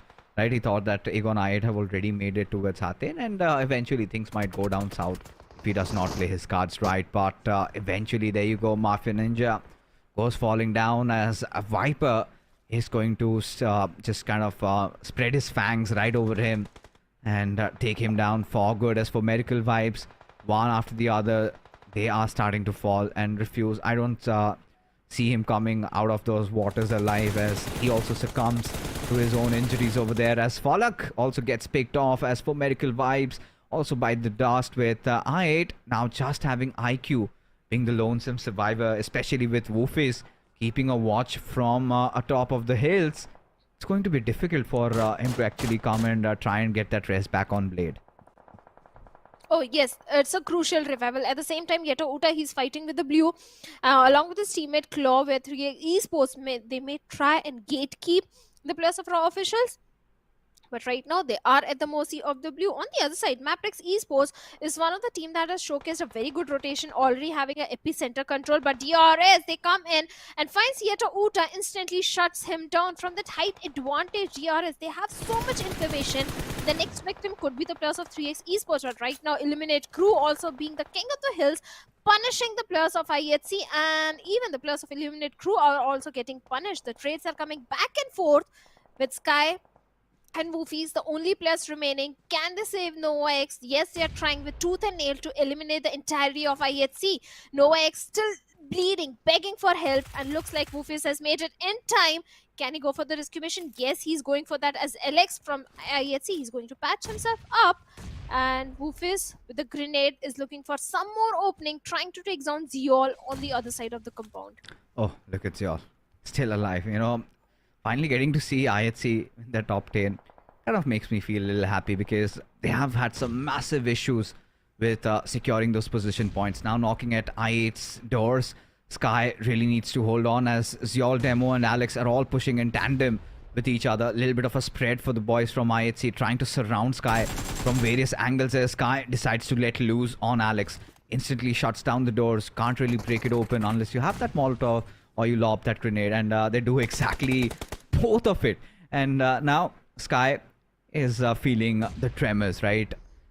The fear settling in, but still believes in his teammates, Nova and Woofus. As Nova has got a beautiful angle, Sky still somehow alive as Nova decides to strike, and Alex goes falling down. Again, Zeol, entire responsibility rests on his shoulders, as Demo is trying to create a different angle altogether, and Illuminate Crew want to capitalize on such a situation. In trying to do so, Zeol holds them off, as he manages to pull one for his team, as the trades do come in, as Woofus from the left hand side just closes in, and IHC, they are down to the ground. And with that being said, IHC have been wiped out of the server. 9 teams, 27 players remaining, and Illuminate Crew. I was saying, where is this team? Why they're not able to perform? But finally, they are also stepping up. 7 defeat points in their favor. DRS, they were the king of the hills, but the circle betrays them, and looks like the players of the 7th element are now punishing by taking down one player from DRS, Gyante, Killer YT, and Delta, trying to move inside the circle. They have those buggies, But 7th element, Tokasaurus, is also fighting with the blue at the mercy. Can they make it inside the safety of the circle? That's the main question. Maybe the plus of DRS can, and at the same time get the defeat points onto the plus of 7th element, and they do so with perfection. Tokasaurus has been eliminated. The play zone takes Divine over there, but Tabby is going to retaliate as he takes down Killer YT. At the same time, Delta as well. He's fighting from the blue, but can he get the confirmation point? I don't think so. Gyanta on a sliver of HP. He needs to patch himself up as soon as possible and go for the crucial revivals on his teammate. And the play zone takes the plus of 7th element out of the picture. Now DRS, they have the entire southern control, but they are not aware of the position of 3x Miracle. Yeah, I mean, at this point, for 7th element, I think they're still trying to struggle in finding their footing inside such a lobby. And in the league stages, it's the perfect time for them to experiment, because in the finals, it is gonna get even worse, right? And it's the first time these boys are coming out. I'm really proud of what they have achieved. But for now, Akaza manages to get that knock on Leo, as Aegon I8 have a fight going on against NB as well. So NB trying to pick fights on multiple fronts as Magnus decide to close in on MABETEX, as one of their players taking some heavy amount of damage. Zibian getting spotted through, threaded the needle by Kessie as he deals with him one after the other. The numbers of Magnus, they're falling down. Wow, that was some impressive stuff from Kessie as he just slaps his opposition with those DBS, and Magnus, just in the blink of an eye, perish from the face of the earth. Magnus Esports, what just happened? Two players were peeking from the same window. They were aware of the position of MABETEX Esports player, but still no throwable was used. Maybe they were running short of them. I don't know. But Magnus Esports, both the players peek from the same window. But on the other side, we have the players of Egenex I8 having a good compound to the name, where the players of NB Esports as a unit, as a pack of wolves, are marching towards them. Are they aware that Egenex I8 is also there? They need to be a bit cautious, because if not aware, if not careful, maybe IQ can punish them. Blade is already ready with a grenade in his hands. Might be looking for some opening or connection onto Seg, but failed to do so. Now NB Esports, they're aware where exactly the players of Egenex I8 are. We have the players of T2K as well. The circle is entirely in the favor of MABETEX Esports. This is their game to lose. Oh, this certainly is. I mean, at this point, MABETEX have such a commanding spot. But look at Delta and Killer and Gante. They need to get down, especially with MABETEX keeping a close watch. It's going to be really difficult, but I think Leo has got his attention on the players of NB Sports over there. And Aegon I8 and NB, that is a battle that is going to eventually erupt at some point or the other. With T2K also trying to play spoil spot in that particular fight, with Kessie trying to apply some massive amounts of damage over there, trying to connect those shots. Mondo goes out in the open, still spared, somehow alive, breathing, as Wally takes down Kyante as he makes his way down the hills, as Akaza falls down to I8 and in fact takes one of those players of I8. And now with that being said, NB Esports decide to march in on Blade. I mean, pretty much aware of his position. Blade does have the DBS to play around with as Seg goes falling down. Everything has gone wrong for NB Esports as one player, Akaza, survives while the others lie down on their knees. It is going to be a 1v1 situation where Blade could just swing through with that DBS, and if he connects his shot, it might work out. But Blade still taking his chances, bobbing and weaving, and will find that final elimination. Aegon I8's Blade gets to become the unsung hero for his team over here, as MABETEX on the verge, on the cusps of winning this game, as DRS Killer YT just trying to keep himself alive for as long as possible, as Jane and Sandesh still in the cover of those compounds around Hatin, as Wally decides to go out for a soiree, wants to spot out somebody from DRS, instead gets responded back with a lot of bullets, but still no outcome for the players. But eventually Sandesh is the one who gets that final elimination on DRS, as they also bow out. And now 3 teams, 7 players remaining. MABETEX, they have the numbers advantage with all the 4 players alive. Things are still looking very strong for the players of MABETEX Esports. On the other side, T2K, I'm surprised the way they have made it inside top 3, because when the rotations were coming in, they lost 2 players. It seemed impossible, but the circle was gracious enough.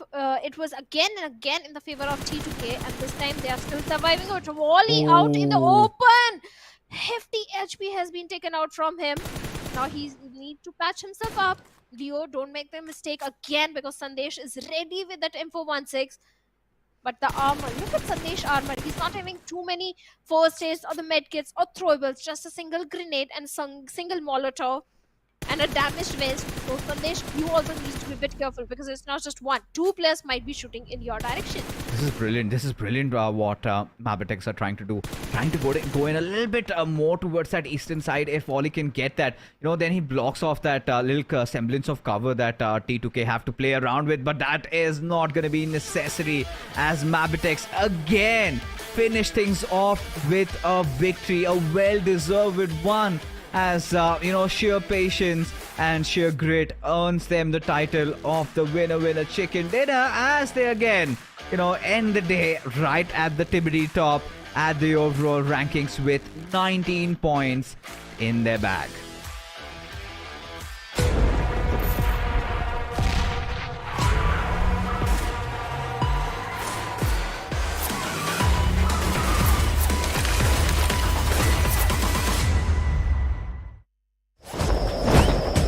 सरकार, कुछ दोस्त आपके लिए gift लाए हैं gift.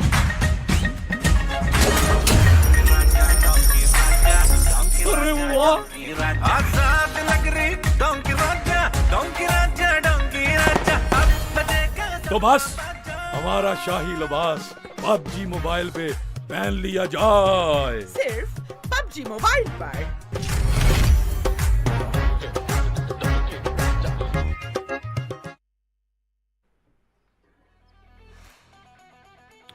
All right, what a moment it has been, right? The Mongolians finally thunder strikes, and the entire SA region trembles as they set foot, and they are here to conquer.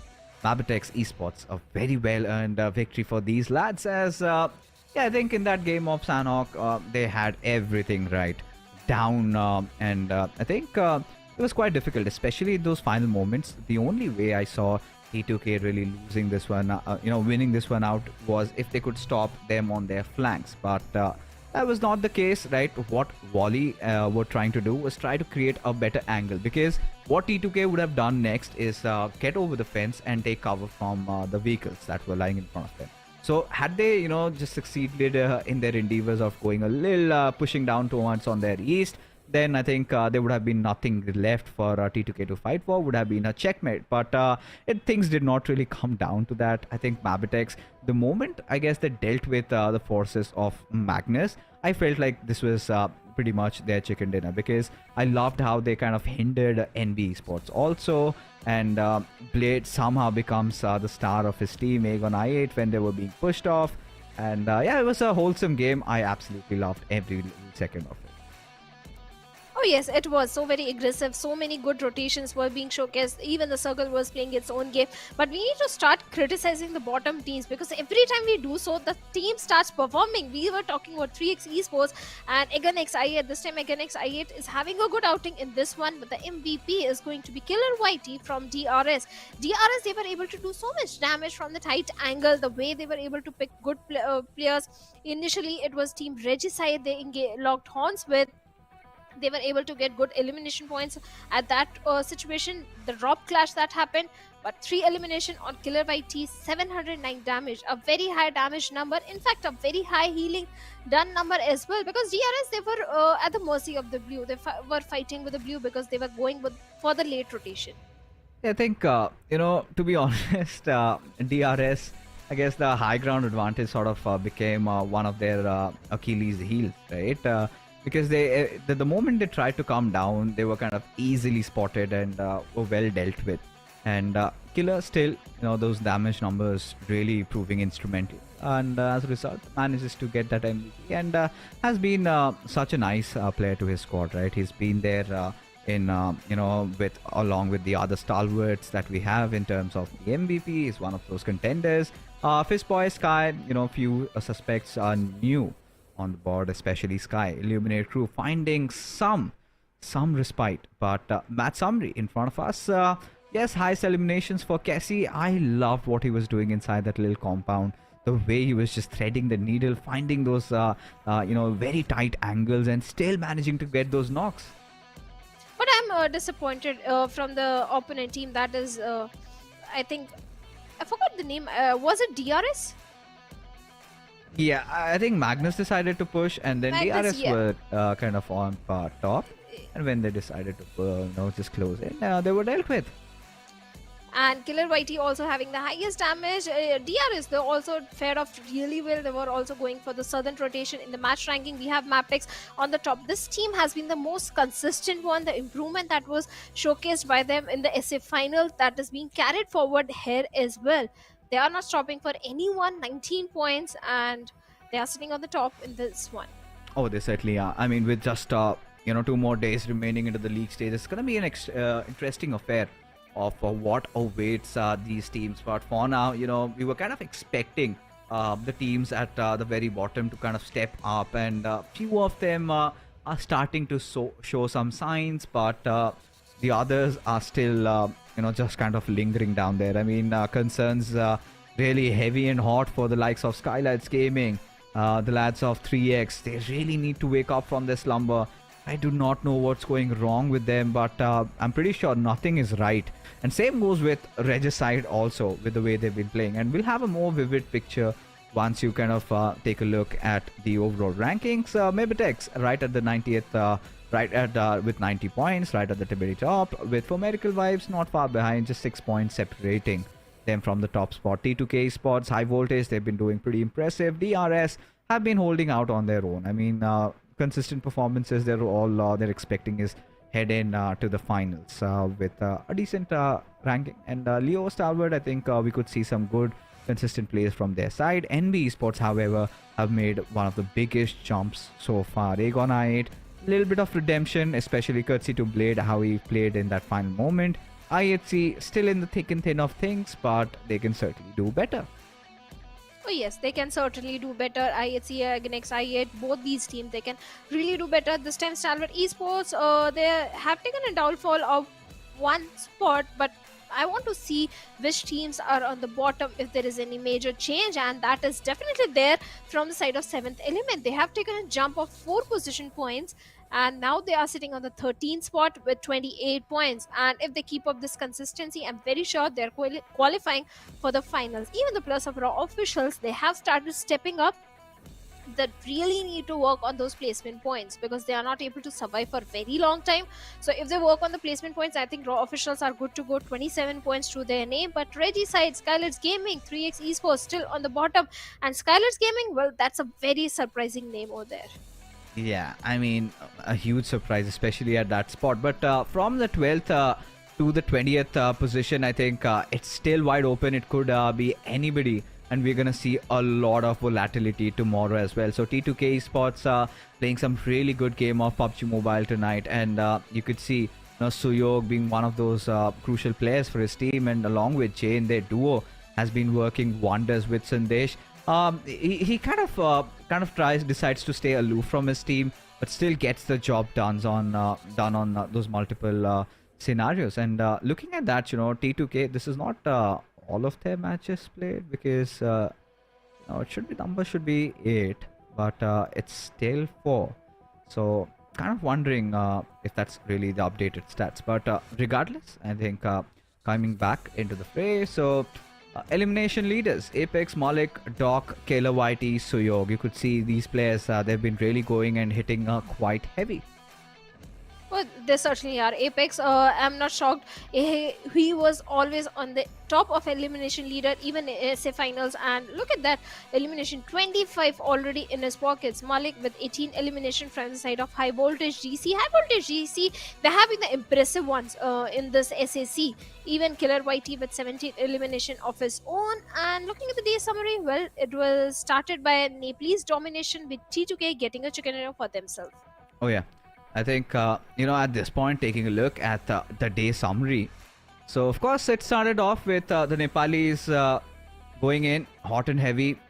And T2K still looking strong. For Miracle Vibes, NB Esports, Stalwart, and MABETEX, especially the Mongolians, they were looking really good. yes, they were 4ME, Stalwart Esports, MABETEX Esports, 3 Mongolian chicken dinners coming in. So finally, the Mongolian domination, which we were talking about yesterday from the set of 4ME and Stalwart Esports again back. And MABETEX Esports, well, they were already there. They were the consistent ones. But let's see if day number 3, Pakistani teams can also start stepping up, because in the last game, Aganex IE did showcase some signs of redemption. I think, yes, like you said, right? Aegon I8, they've been sort of the, front bearers for that region, because apart from Aegon I8, I've kind of been missing that edge from the other teams, because 3X, I don't know what they're really up to. Magnus, again, one of those teams that I feel can put a lot. 7th Element, they're trying, but they're kind of struggling there. Regicide has been completely missing for me. So yes, I think Pakistani players really need to, just wake up and get themselves back in and do something and, get things rolling down, because we're almost, we've already hit the half markers, right? Everybody has played their 8 matches, and from here onwards, you will have those remaining 8 from here on forward. So here and forth. So at this point, the question remains if the Pakistanis make a comeback tomorrow or not. But the show still goes on. But for now, folks, we are done with all the matches of the evening. And Shadow and I, we're going to be calling it a night. We'll meet you tomorrow, same time. So you don't go anywhere. Till then, take care and have a good night.